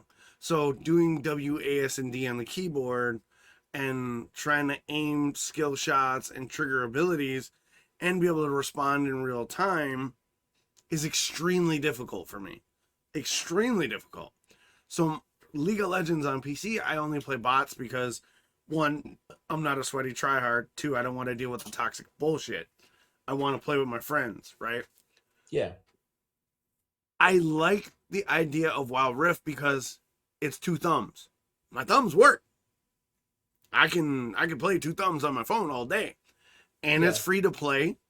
And you can link your existing Riot account and potentially get, I don't know the details, but they were talking about potentially maybe giving you additional champions or champions that you had paid for. You may get included. I don't know all the details, but I like it and it looks better. The animations are crisper. The character designs are updated. There's more things you can do with like win animations and stuff like that. Now, in order to talk about it, we got to talk about the business model, which isn't come out yet. But if it is like League of Legends, it is free to play, where you fund the game, additional game, by buying cosmetics for your champions or buying champions. Now, to be fair, you can unlock champions through gameplay. You can get skins that you normally have to pay for free because they've been giving more and more out. So if Wild Rift will echo that same monetization, I'm okay with it. I'm excited because I definitely want to dip into it, because if Wild Rift is easier for me to play to a better degree instead of, you know, playing like garbage all the time, I'll feel better about myself, because I don't like being bad at video games, even though I'm terrible at video games. I like to think that I'm somewhat decent, and if Wild Rift gives me that, I'm a badass, I'm all good. Yeah. Now, you bring up a point, and I don't want to labor too long because we got a couple to get through. Mobile gaming. Mobile gaming gets, I think, unfairly gets a bad reputation amongst your hardcore or traditional gamers, because everybody's like, oh, if you're a mobile gamer, you're not a real gamer. Fuck that. There are some really, really good mobile games. I've played a bunch. This Monument Valley, Legends of Runeterra, Hearthstone. Like, there are some quality mobile games. The problem is there is so much shit, poorly monetized and horribly monetized mobile games, that it makes finding the really quality stuff hard. And I think that's a huge thing about it. Yes, and Dread makes up a good point in chat. Genshin Impact started as a mobile game, and it's blown up, and it's translated well to a PC game. So I think if people approach Wild Rift with an open mind and kind of lose that, oh, it's a mobile game, mobile games aren't real games. Yeah. I think it could be something that unfortunately will eat up a lot of my time, which I'm not all happy about that. But if it's a good game, I'm all for it. And if the developers are honest with it, I think it'll give more and more people an opportunity to connect and have those moments, especially if they have a way to do voice chat with your friends on Wild Rift. Yeah, no, exactly. All right, moving on. Coming up in May, it's a little ways away. There's a game called Biomutant coming out. Now, Biomutant is something I've had on my radar for a while, since I think it was 2017. I think E3 2017, the trailer dropped. And when I saw it, I was automatically in, because it was, Biomutant is billed as an open world kung fu RPG. Yeah. Those of you that know me, have been a martial artist for over 30 years. I've studied 12 different styles from around the world. I've spent 20 years teaching martial arts, all different styles from around the world. So when you talk kung fu RPG, bruh, you got my attention. And then when I saw the trailer of being sort of this Kung Fu Panda inspired, post-apocalyptic, little furry animal, not furry, but like small mammal kind of character designs where you could build your own weapons and modify your character, I was down 100% day one. And to find out that my PC can run it on high specs, yeah, your boy is interested. And then the developers went dark about a year ago. They were posting stuff and then went dark. We didn't hear nothing. And then just a couple months ago, they came out and said, sorry, we went dark, but we had to shift some of the stuff we were doing because the new consoles came out. We had to make a decision. Are we doing next gen? But the primary development of the game was built for last gen.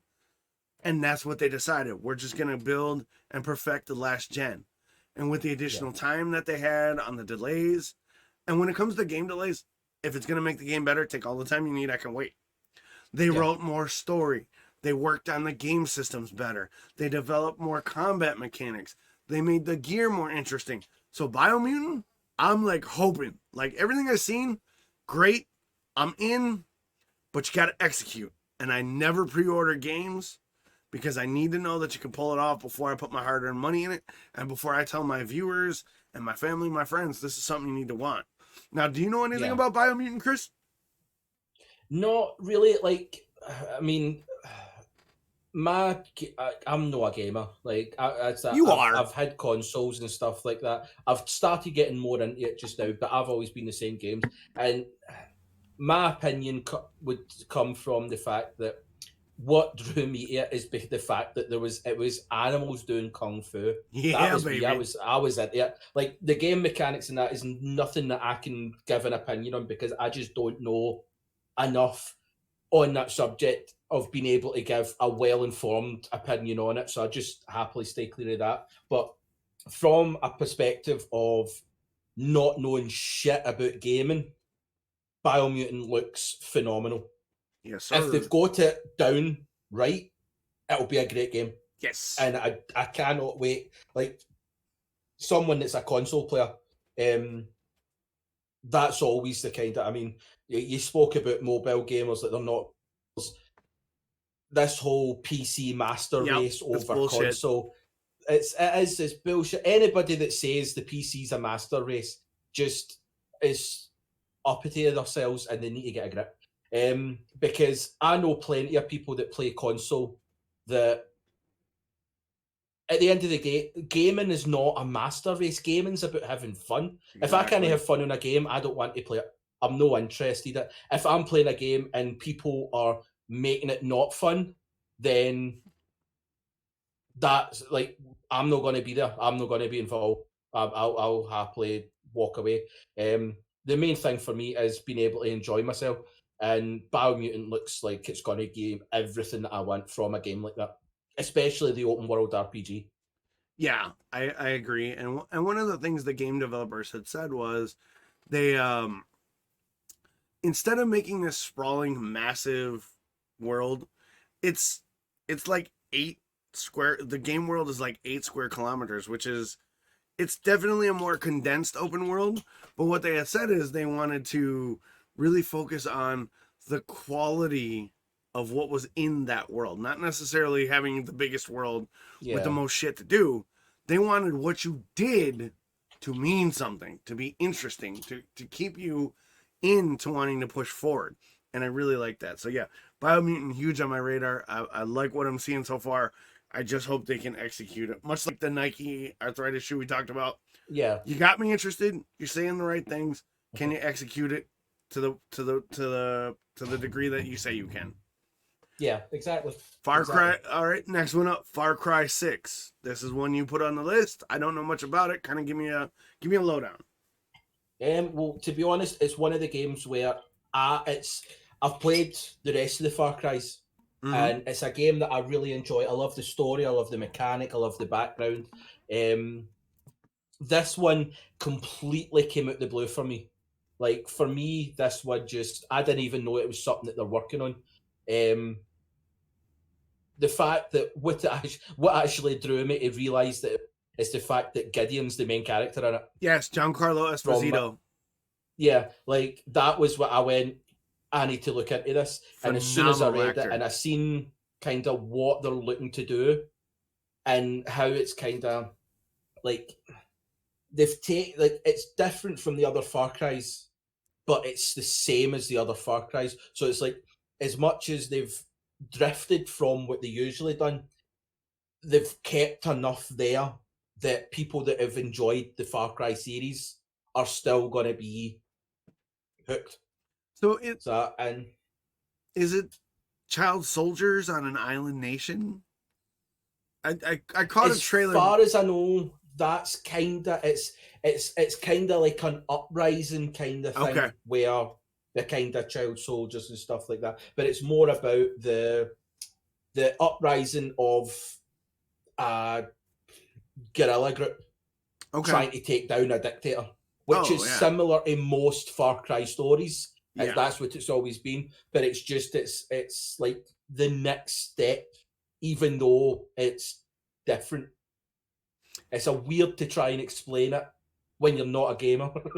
No, I get what you're saying. I think you're doing a good job. I think I don't play the Far Cry series, but I do watch playthroughs of them because I like the storyline, I like the narrative, I like the cutscenes. And when I saw the trailer, the announcement trailer for this one, I got that vibe of it's Far Cry, but it's Far Cry on another level. Because when you bring in an actor like Giancarlo Esposito, an amazing Hollywood actor, not to defame Troy Baker, who's an amazing actor, or Steve Bloom, or any of the voice actors that have voiced characters in the Far Cry series, but Giancarlo Esposito as the main villain, so to speak, the dictator, there's going to be a level of gravitas. There's going to be a level, potentially, of gravitas and menace and just to a protagonist or antagonist that we haven't had since like Far Cry 3, right? And I think for me, I won't play it, but I'll definitely watch a playthrough or I'll watch someone stream it because I want to see how that story plays out. I want to see how that uprising takes root. And like I said, I thought one of the trailers talked about how Giancarlo Esposito's dictator was using child soldiers in some way. I could be wrong. I didn't have a chance to really look into it when you brought it up because I've been so busy. But if that's kind of an angle, I'm really curious to see how it's handled because the last couple Far Cries was more about oppressing adults, but now you start using child soldiers. That becomes a sensitive issue. Like they're starting to push that boat out just that wee bit. I'm interested to see just how far out they're willing to go with it. Yeah, and that's one of the angles I want to take a look at, and I hope they do it justice because the Far Cry mechanics are always solid. The storyline is always solid, if not convoluted. The world design is always interesting to me. And again, we got to go back to how is it going to be monetized? Is it going to be a bunch of, like, that's a sad fact of gaming nowadays is you always have to ask, how is the monetization going to work out for the game? Is it going to be 50 different special editions? Is the content going to be chopped up? So I definitely want to see that side of it as well as how is it monetized. So I'm looking forward to seeing it though. The last one you got on here is Werewolf the Apocalypse Earthbound. Now I know a little bit about that. Tim pointed out to me, my autocorrect messed that up. It's actually Earthblood. Earthblood, yes. I didn't even catch it. My bad. But yeah, go ahead and talk about it. Well, this one, again, it was one that I don't know much about it. I've kind of read up on it just to get some information and stuff like that. But it was more the look of the game that drew me to it. Again, not being the gamer.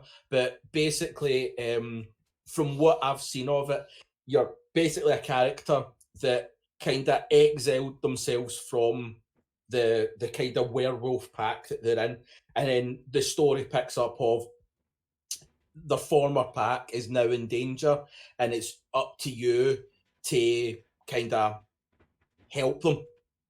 And it's the whole storyline of coming out of exile and trying to help your pack. And the bits that are interesting me is how they're going to do it, and is it going to be one of those ones that you turn back up at your pack and they're like, yes, come and help us, or is it going to be one of those that is a bit more in-depth or topic of like, oh, there's members of the pack don't want you there and you have to win them over, or they're just not going to let you be involved and it's you in the outskirts just trying to chip away and stuff like that. So it's a complete unknown for me in that sense, but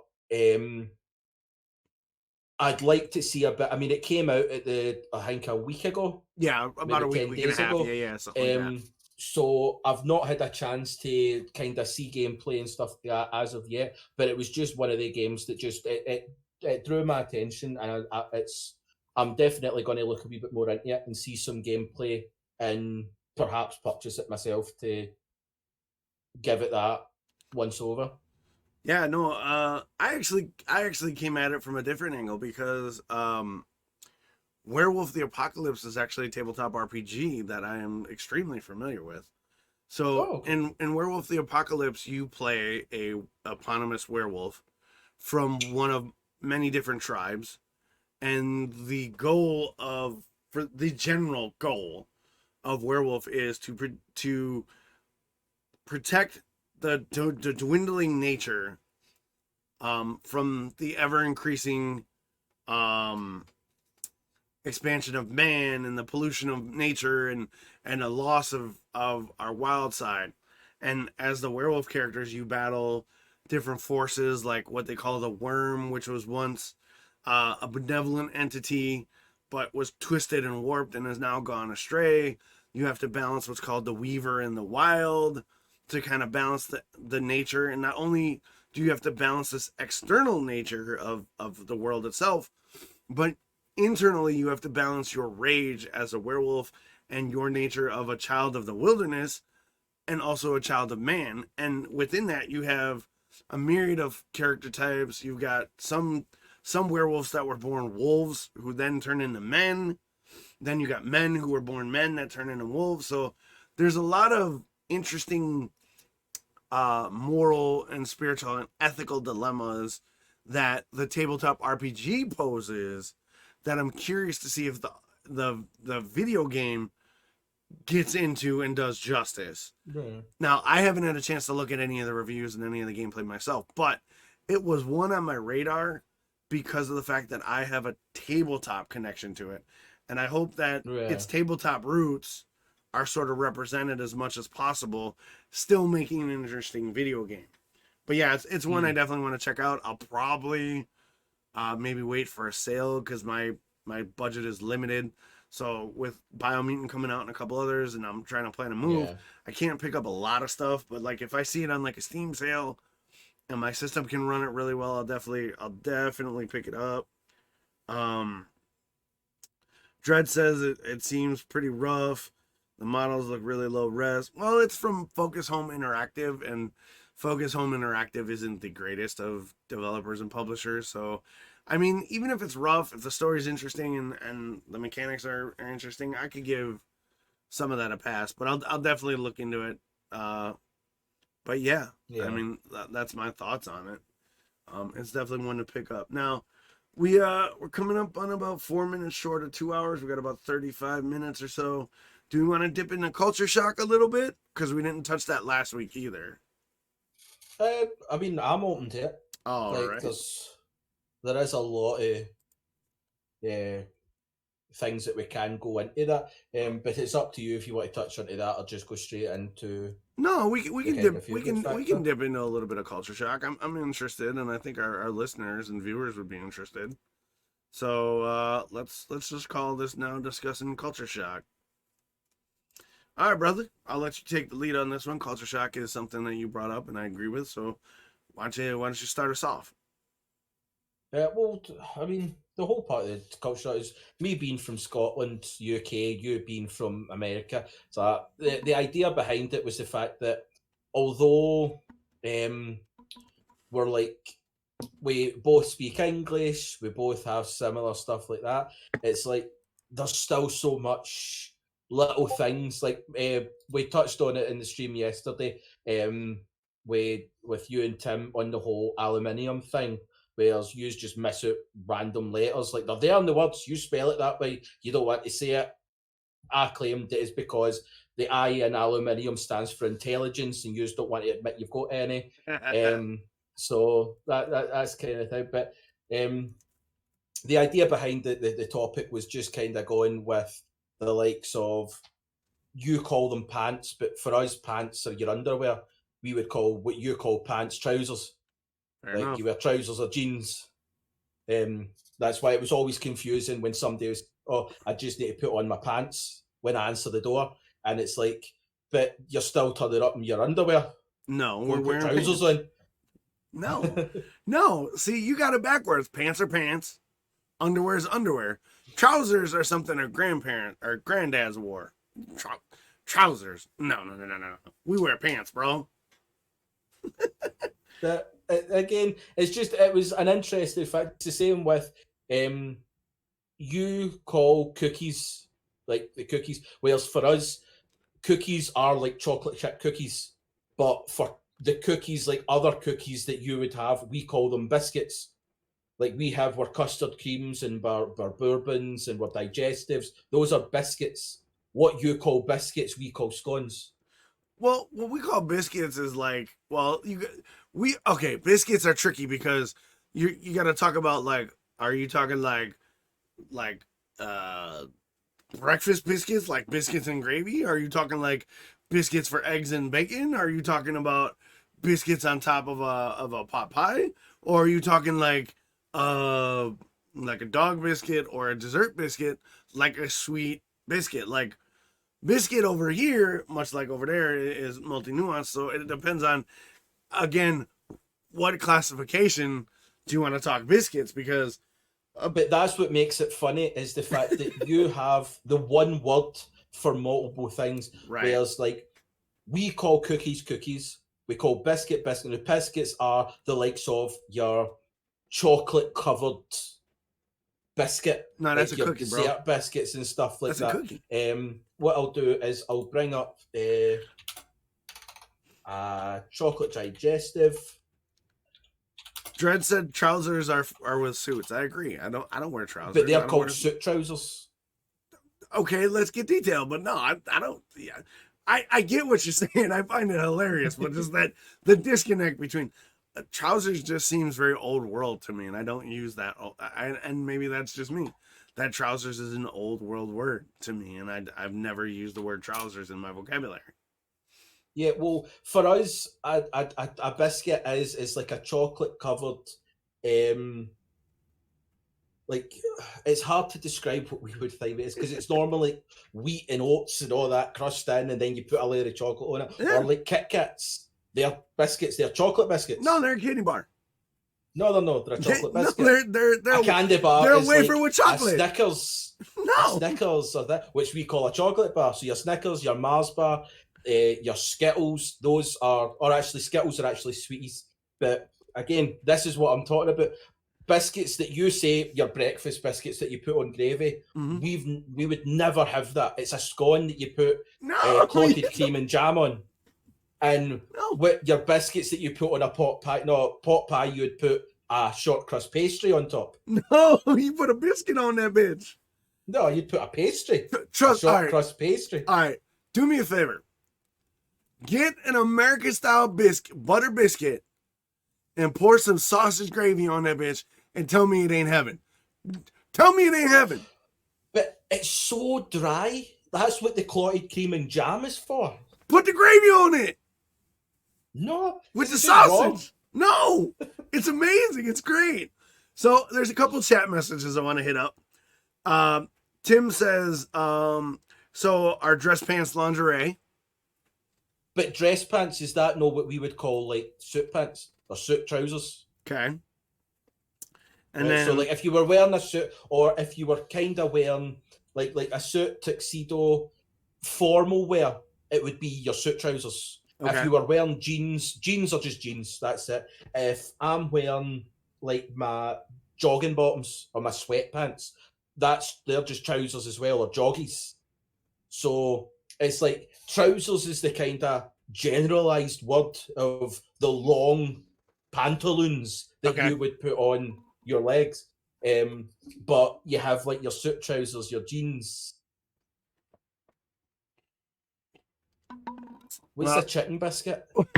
Okay, a chicken biscuit. I don't even know what a chicken biscuit is. I was trying not to spit my beer because chat's lighting it up. For those of you that are listening via the audio podcast, the chat we have streamed on what Twitch. The fuck is that monstrosity? It's a cracker flavored like chicken. That's a chicken biscuit. That's not what came up in Google. Google has not gave me that option, by the way. A chicken biscuit Like, I'm is a seeing cracker. a fried bit of chicken inside a scone with a pickle. That is what I'm seeing on. No, it's a long rectangular cracker flavored with chicken, like chicken.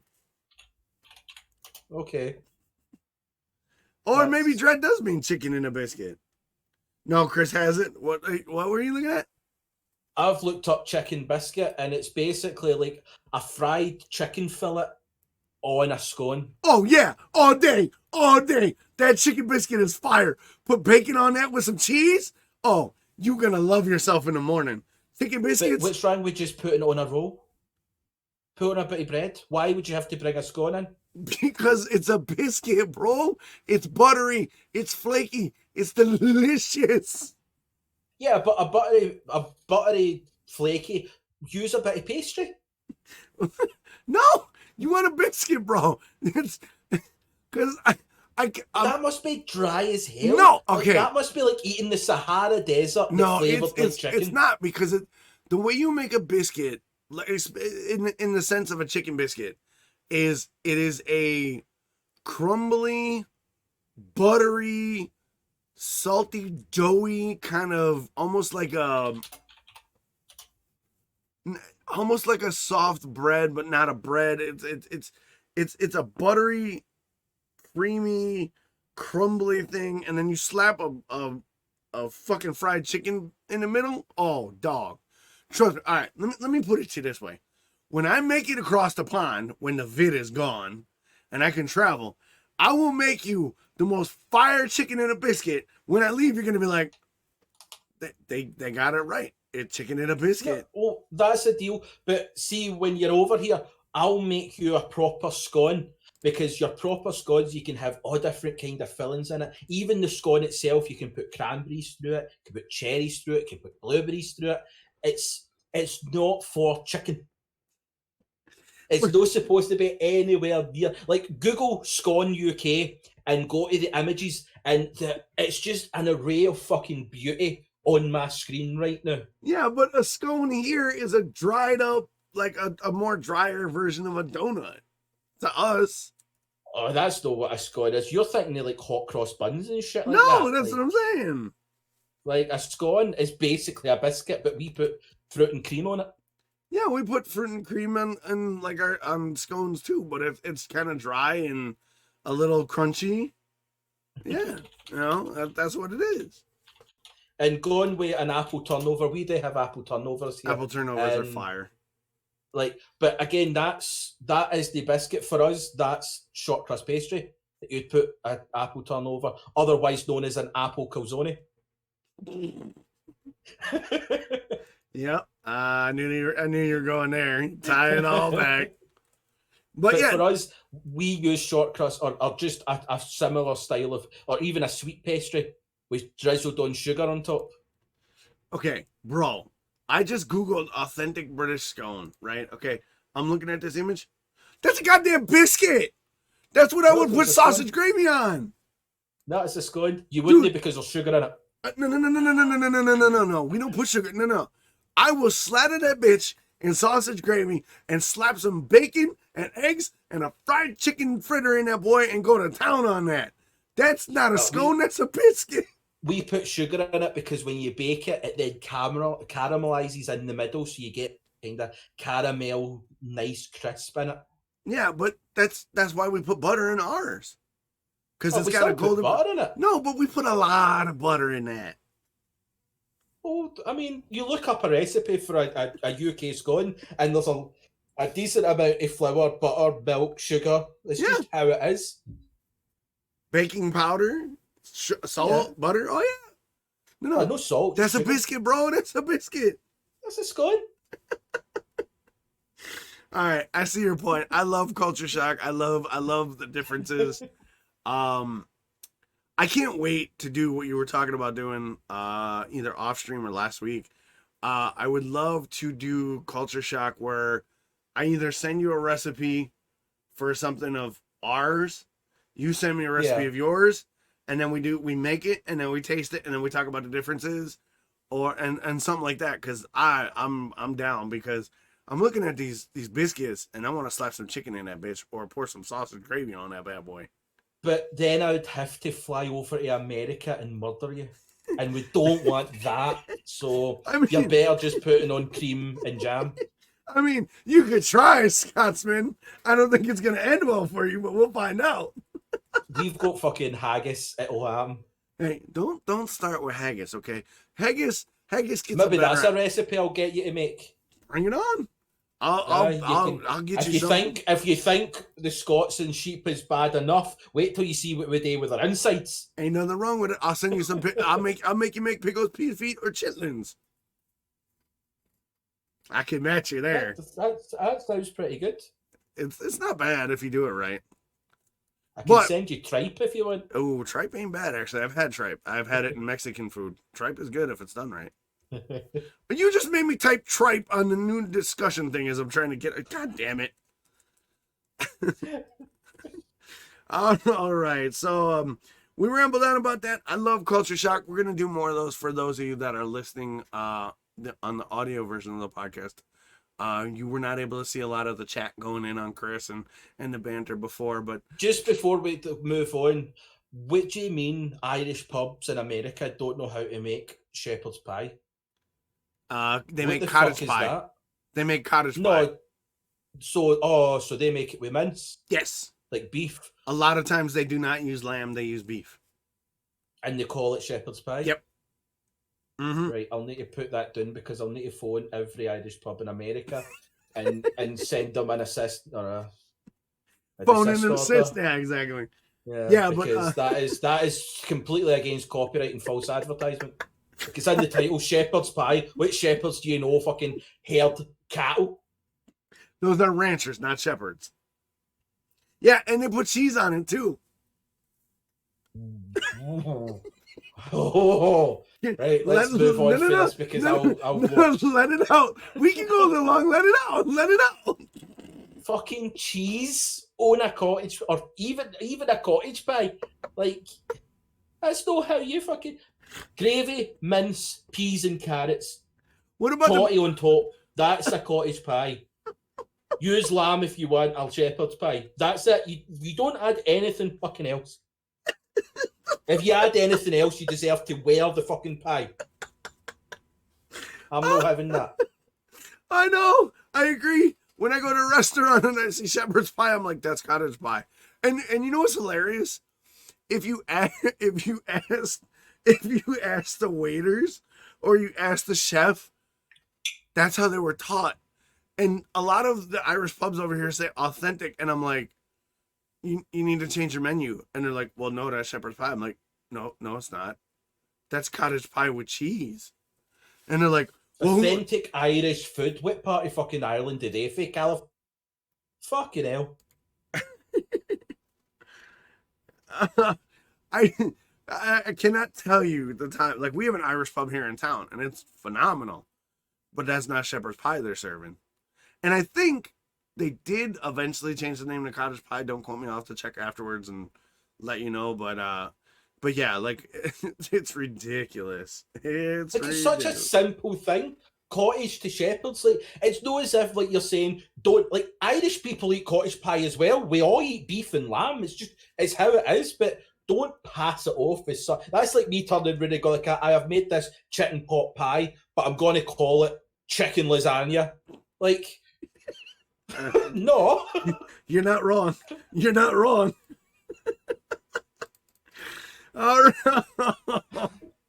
Oh, God, I'm dying over here, man. I'm dying over here. But we have reached that point in the stream where we are going to talk about the happy ending. You want happy ending? $50. Okay. These pipes are clean. I love that audio transition. It's my favorite. The only awkward thing that I've got is I have your stream up but muted. So I hear none of this. I just sit there and hope that you're going to turn around and say, right, we're back. Yeah, exactly. That's why I try to make a comment, because I know you get the stream muted. So for those of you that are new to the podcast, or those of you that are listening live, we like to end our podcast on what we call a happy ending. Happy ending is basically where we talk about a couple brief, good feeling stories from around the world, whatever we collect. Just kind of to spread a lot of good news and kind of leave you on a high note. Yeah, we get into a little bit of a debate about it but in the end, it's a feel good story and end the podcast because there's so many negative stories, negative headlines out there that we feel that it's important to end on something that spreads a little bit of cheer, maybe brings a little light into the world. So, Chris, if you want to lead off the happy ending, we'll hit up yours because I think yours is a little more. I think yours is a little more important than mine, but I like where yours was, and I want to touch on any happy story is important, right? Especially in the world that we're in now. I agree, but I think yours has a little bit more. There's for me personally, it's a little more profound, and I kind of want to touch on yours first. Yeah. Well, my story comes from China, in Shenzhen to be exact. It's an older story. I only heard about it in the last few days, but I think it was 2019 it started, and I think it was September 20 when it kind of did come out. Basically, what it was is there was this chap in China that I think when he was 18, he developed. I'll need to get the actual. I don't know what the actual illness that he actually had, but it developed. Basically, it was like a spinal thing in which. Hold on, I want to get this name right. He's got ankylosing spondylitis. Ankylosing spondylitis. Yeah. Basically, what had happened is his body folded in itself through this disease, in which his chin was touching his chest bone was touching his pelvis, and his forehead was touching his thigh bone. He basically just had folded in itself, and his mother had cared for him through this whole thing for 28 years as it came from it. And through all those years, they went to doctors and specialists and stuff like that, and to try and get help, and no one would operate on him or even look into it until the Shenzhen University General Hospital looked more into it, and they kind of went, look, we can see if we can do something. And basically the way the story kind of went is that they had to break and reconstruct his thigh bone. Then the next operation, they done his pelvis. The next operation, they done his neck, where they had to break the neck muscles to be able to lift his head up. Then they done his spine to be able to lie back.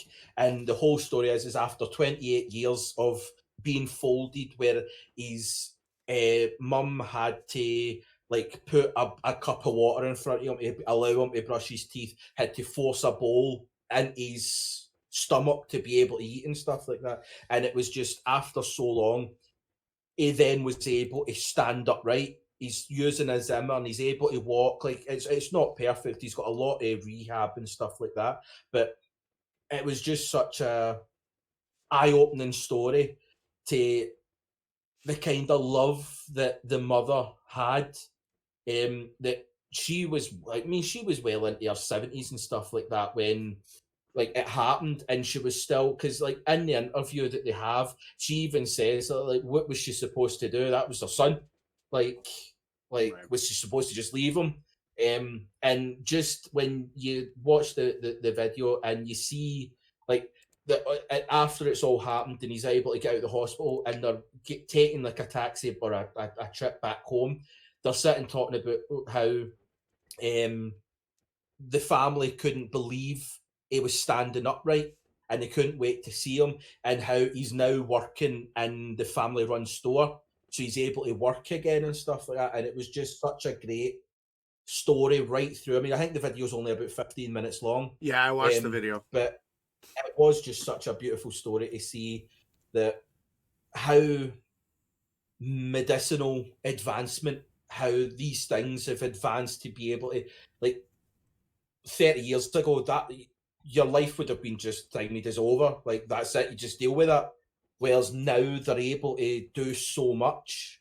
And I think the whole pandemic that's went on is kind of cast a brighter eye on medical personnel, and I think it is a kind of job that doesn't, as much as it does get its thank yous, it's really not talked about enough of the medical marvels and these people that put their like this doctor spent 2 months coming up with a plan to help this guy, and you're like, you could turn it around and goes, I don't think I've spent 2 months on any project that I've came up with, let alone something that would affect somebody else's life. And I just wanted to kind of shed a light on these people that make their lives making other lives better. Yeah. The video was, it was about 15 minutes, and it is an aspiring story and an inspiring story on a lot of levels, because not only does it touch on the dedication of this elderly mother to care for her son, who is experiencing a crippling disease of epic proportions. Ankylosing spondylitis is a very extreme form of arthritis, and its hallmarks is a stiffening and locking of the psoriatic joints, to the point where your body basically fuses itself, like the bones and the joints fuse. And in the video, like you said, the guy's head was touching his thighs. He was basically folded in half for essentially 30 years. And then to have a doctor come up with a radical treatment. Like, this was never done from what I could see from the story. Like, this was never done. Yeah. They broke everything. And reset it and let it heal. The agony of that man having to go, like, when I was a kid, I had surgery a lot. I had 2 open heart surgeries. I've had 8 reconstructive surgeries on my hands and feet. I know what having broken bones feels like surgically. It is not fun. But to know that you're suffering through that pain so that you can get your agency back, be yourself again, probably paled in comparison to what the agony he felt when he was folded in half. Yeah. And it is a great story, because nowadays, what doctor spends 2 months? Who has the time to spend 2 months developing a treatment plan? Who has 2 months to dedicate to that patient to think about how this is going to better his life? And then who has the insurance? That's those surgeries, his medical bills over here, probably in the millions of dollars, easy, 100%, because the rehab, the surgery costs themselves. Like, everyone nowadays has 2 months, ha ha ha. But just the dedication it took from the caregivers involved, like you said, they definitely needed to be highlighted, because this poor man couldn't do anything for himself, literally. Like, without his mother, he's dead. Yeah. And without this doctor, his agony continues. And I saw that video, and I thought about myself. Like, I had 2 major surgeries. I'm not even supposed to be here right now. Let's call a spade a spade. My heart is so fucked up that I'm not supposed to be alive. But due to the intelligence and the advancement and the care of cardiothoracic surgeons, they were able to repair my heart in a way, duct tape and baling wire, to where I'm still here. Yeah. That's one half. The other half is my mom, who I get along with for only a certain extent, and then we go our separate ways. She had the guts to love me, but also push me enough to grow past my troubles. Plus, I've also had my feet broken 4 times and bones reset, so it hit me in a way that I don't think it would hit like your average person, because I can empathize with the man of going through that pain and that struggle of surgery and recovery and wanting your life better. And I can relate because I've seen my own mother make sacrifices to make sure I lived, Yeah. to make sure my quality of life was as good as it is. And I have major trials coming up. I need a third open heart surgery or I'm dead. I'm gonna have to have hip surgery to repair a hip that's being eaten away. So to highlight caregivers who sacrifice and medical doctors who go above and beyond to prioritize somebody's quality of life, it's rarer now than it should be, and it doesn't Yeah. nearly get the shine that it should. And No, agreed.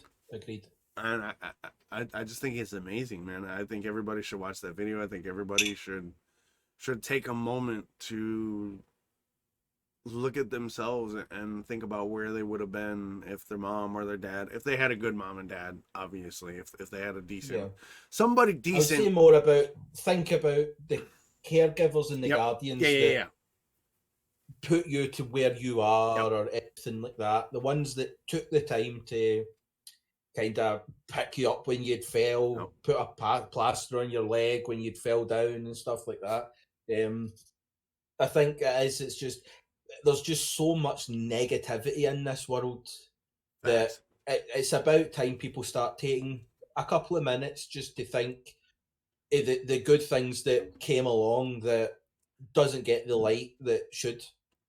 Yeah, I 100% agree, and I think it was a great story, and like you said, it was one that needed to be, kind of broadcast out there, because ankylosing spondylitis is just brutal. But yet the plight of the caregivers, the ones that made the sacrifices to help that man, they suffered in their own way, and for having to come out such a potentially happy ending is so aspiring and so inspiring that it's a great story, man. Good call on that. All right, my happy ending is similar but in a different vein. Now, me personally, I love animals. I'm a huge animal guy. I wanted to be a zoologist. I wanted to be a zookeeper. I wanted to be out in the wild doing conservation, but my hand I dealt, not that one. But one of the things near and dear to my heart is animal conservation. And I posted an article about 0 rhinos poached in 2020. Now, everybody knows the plight of the rhino. If you don't, Google it. Rhinos are a very endangered animal. They're traded worldwide on the black market for their horn, their hooves, body parts. Certain Eastern medicine believe that if you ingest certain parts of a rhino, you can get vigor and vitality, and all just they're parted out. Basically, they're a commodity, much like elephants are. And when I read the article that stated that 0 rhinos had been poached this year in Kenya specifically, because it centers on the Kenyan reserves, it's been the first time since, I believe the article said 1990 or 1998, 1999 or 8, somewhere around there. That's amazing. For the first year, no rhinos have been poached. Now, part of that, the article goes on to explain that COVID, or the vid or virus, whatever you want to call it, kind of with the lockdown measures and whatnot, played a role in that. But the article also highlighted that better conservation and better policing practices played a major role as well. And that speaks to all the good work that's being done. Now, you can have your druthers about wildlife reserves and zoos. They do a lot of good. Without wildlife preserves and some really high-end zoos, I'm not talking like the shitty, like, you know what I mean? I'm talking about the real good conservation centers. We wouldn't have rhinos. We wouldn't have these animals to marvel at. We wouldn't have these things in our world. And the article also mentioned that due to the lack of rhino poaching, elephants have gotten a major reprieve as well, so that their population numbers are they're seeing trends on the come up due to the fact that these policing measures and the better education and the fact that the COVID lockdowns have given these animals at least the sliver of a fighting chance. And I think anytime you hear a story about an endangered species because the human race has basically made extinct 90% of the wildlife on our planet. And the fact that there's a story about a few of those having a year where they didn't have to worry about being killed for parts or to be made into luxury goods. God, that made me smile, man, because it shows that if there's a dedicated population and an understanding of these creatures are I'm gonna say something here that people might not agree with. Animals are just as important as we are. Without them, we're fucked. Oh, the ecosystem, animals are more important than humans. Humans are the only species that genuinely actually don't give anything to the eco. Like, the world can live without humans. 100%. But it cannot live without animals. Oh, yeah. Tim just shared another cool story about an elephant stepping on a landmine and getting a prosthetic leg. I didn't see that, but I definitely want to read it later. Anyway, I didn't mean to interrupt. Go ahead. No, well, I was just going to touch on a few facts from your topic on the kind of like the Kenyan Wildlife Service. First time in 21 years that they've made a zero poaching of rhinos. What they do say is between them and the elephants, poaching of the two species hit peak in 2012, 2013. So since 2013, elephant deaths have plummeted by 97%, in which nationwide 11 elephants were killed in 2020. It's the lowest ever in the KWS history. 80% of all African rhinos are in South Africa, and they've also announced that there's been a 33% drop in the number of rhinos poached in the world-famous Kruger National Park. 2020 was the 6th year in a row in which rhino poaching incidents fell there. They've plummeted by 60% since 2017. So it's not just a Kenyan thing. Across the board, elephants and rhinos in Africa basically are being less and less. And it is like, you can turn around and say that COVID plays a part in the travel bans and stuff like that in 2020. But to be able to turn around and say that in the last 6 years, numbers have fell, it shows that there is things in place that are doing what you want it to do. COVID helped, but you look at other aspects in that, like when Europe went into the first lockdown, Italy was the first country that done it. They went into a full scale. The north of Italy were not allowed to leave their house. And for the first time in decades, pink dolphins were found in the canals of Venice. I saw that. It was an evidence to show that Mother Nature can heal itself if human beings fuck off. Yeah. It's the biggest evidence to prove that human beings are the sole perpetrator in destroying the globe. And until people start to think about that, it's going to continue. Like, I know there's people that have put in place like renewable energy and this and that, but if you ever needed a bigger result of evidence to show that human beings are bastards, take the COVID pandemic. Right. Because animals will fucking, they'll take over. It's that whole thing. The people seem to forget that technically humans are in the kind of the cycle, the kind of food chain. What pisses humans off if we're not at the top? Because people always like, you can kill lions, you can kill things. You go into the lions without the gun. Yeah, right. Make it a fair fight. See who comes out on top. The only reason animals are less on these scales is because you're walking in with fucking grenades and bazookas and landmines and shit like that. You go in a fair fight with a lion, or even a fucking seagull can fucking take your eyes out. We are. It's sad, and it's probably another statement that might annoy people, but it's I can't think against it. It's humans are the most useless species on the planet. You know, we're useless in the grand scheme of we can make CDs, we can make music, we can draw a good picture, but in the nature and the ecosystem were pointless. We're not needed. Yep. Like, there's plenty of other things in front of us. Yeah, you're not wrong. Like I totally agree. Like when the dolphins return to the canals in Venice, it's a sign that we're doing something wrong. And as you were talking about humans and how we need to change, there is a ecological philosophy that I just found out about, and I'm gonna misquote it. It's like the one environment philosophy or whatever, or the one heart philosophy.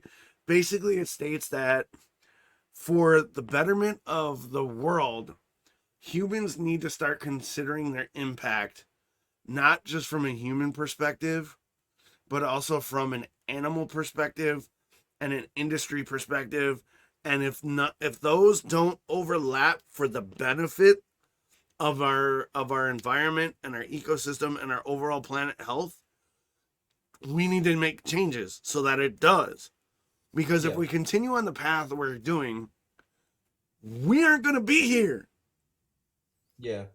And the other thing, touching on the fact that I'm all for becoming an interplanetary species, what SpaceX and NASA and Elon Musk and all that kind of stuff are doing, I am firmly behind that. hell yeah. But we cannot use that as a fuck up Earth and then go to another planet to fuck that up too.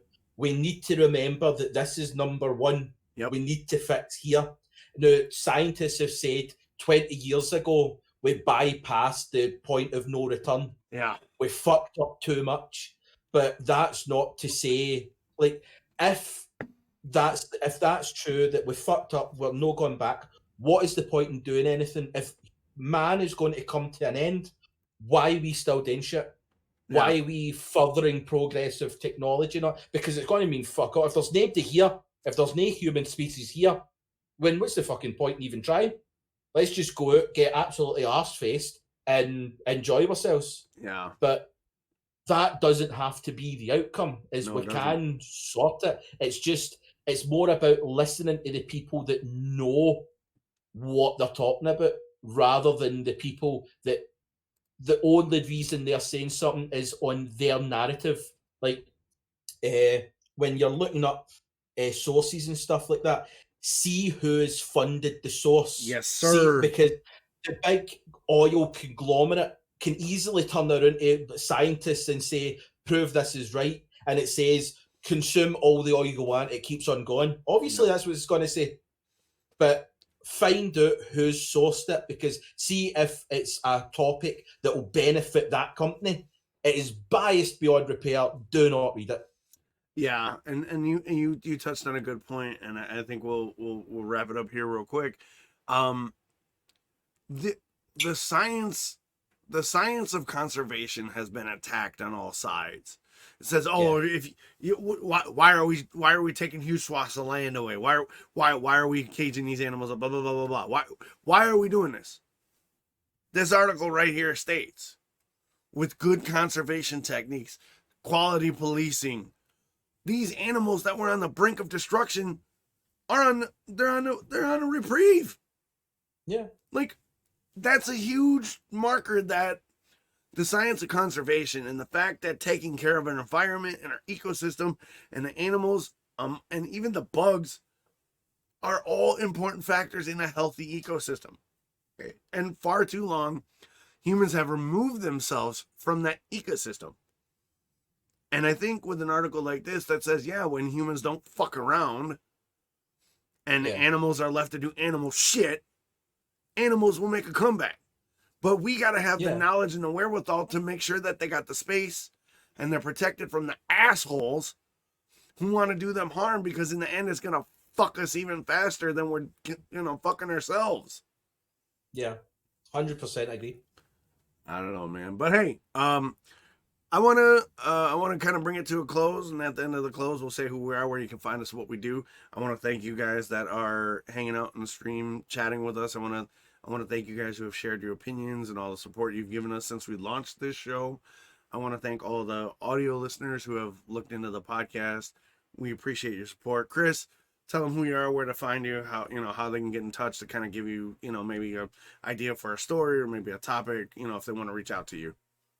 Yeah, well, as I'm Chris, the best place to catch me is on Twitter. Like they like to say Instagram and Facebook. I rarely use it. It's there, but I do not go on. Yeah, I'm not a social media person. Be it on Twitter, or the Dox's Discord or other Discords roundabout. Um, that's really the best place. I'm hoping to be able to stream on Twitch soon.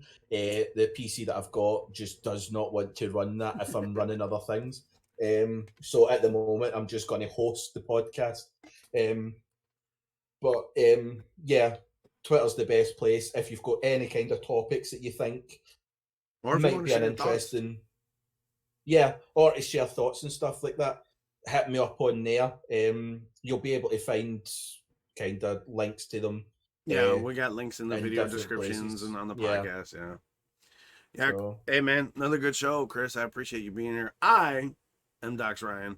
You can find me most nights on Twitch at DoxRyan on this channel here. For those of you that are listening on audio, you can reach out to me on Twitter at DoxRyan. You can catch me on Twitch at DoxRyan. Give us your thoughts. Give us your feedback. Let us know what you think. If you want to be a part of the show's conversation, join us live.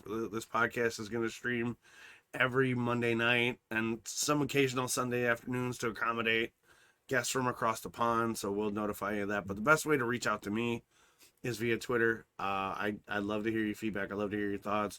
Let us know if you have happy ending stories, especially that you want us to talk about. Because we're two guys, and then Tim, who's like the mod, who's been crushing it. Tim, you're amazing. Thank you so much. You're Johnny on the spot tonight. I can't thank you enough, man. You really you took a lot off our plates and allowed us to focus on the conversation. So thank you, Tim. But yeah, get at me, get at Chris. Hit us up on Twitter. Check out the podcast on all podcast platforms. Big ups to Chris for getting that done. And I guess we'll see you next week, man. Say bye-bye, Chris. yeah, thanks for being here. See you all next week. All right. I'll be back in about 10-15 minutes to do the editing and stuff live on stream. Later.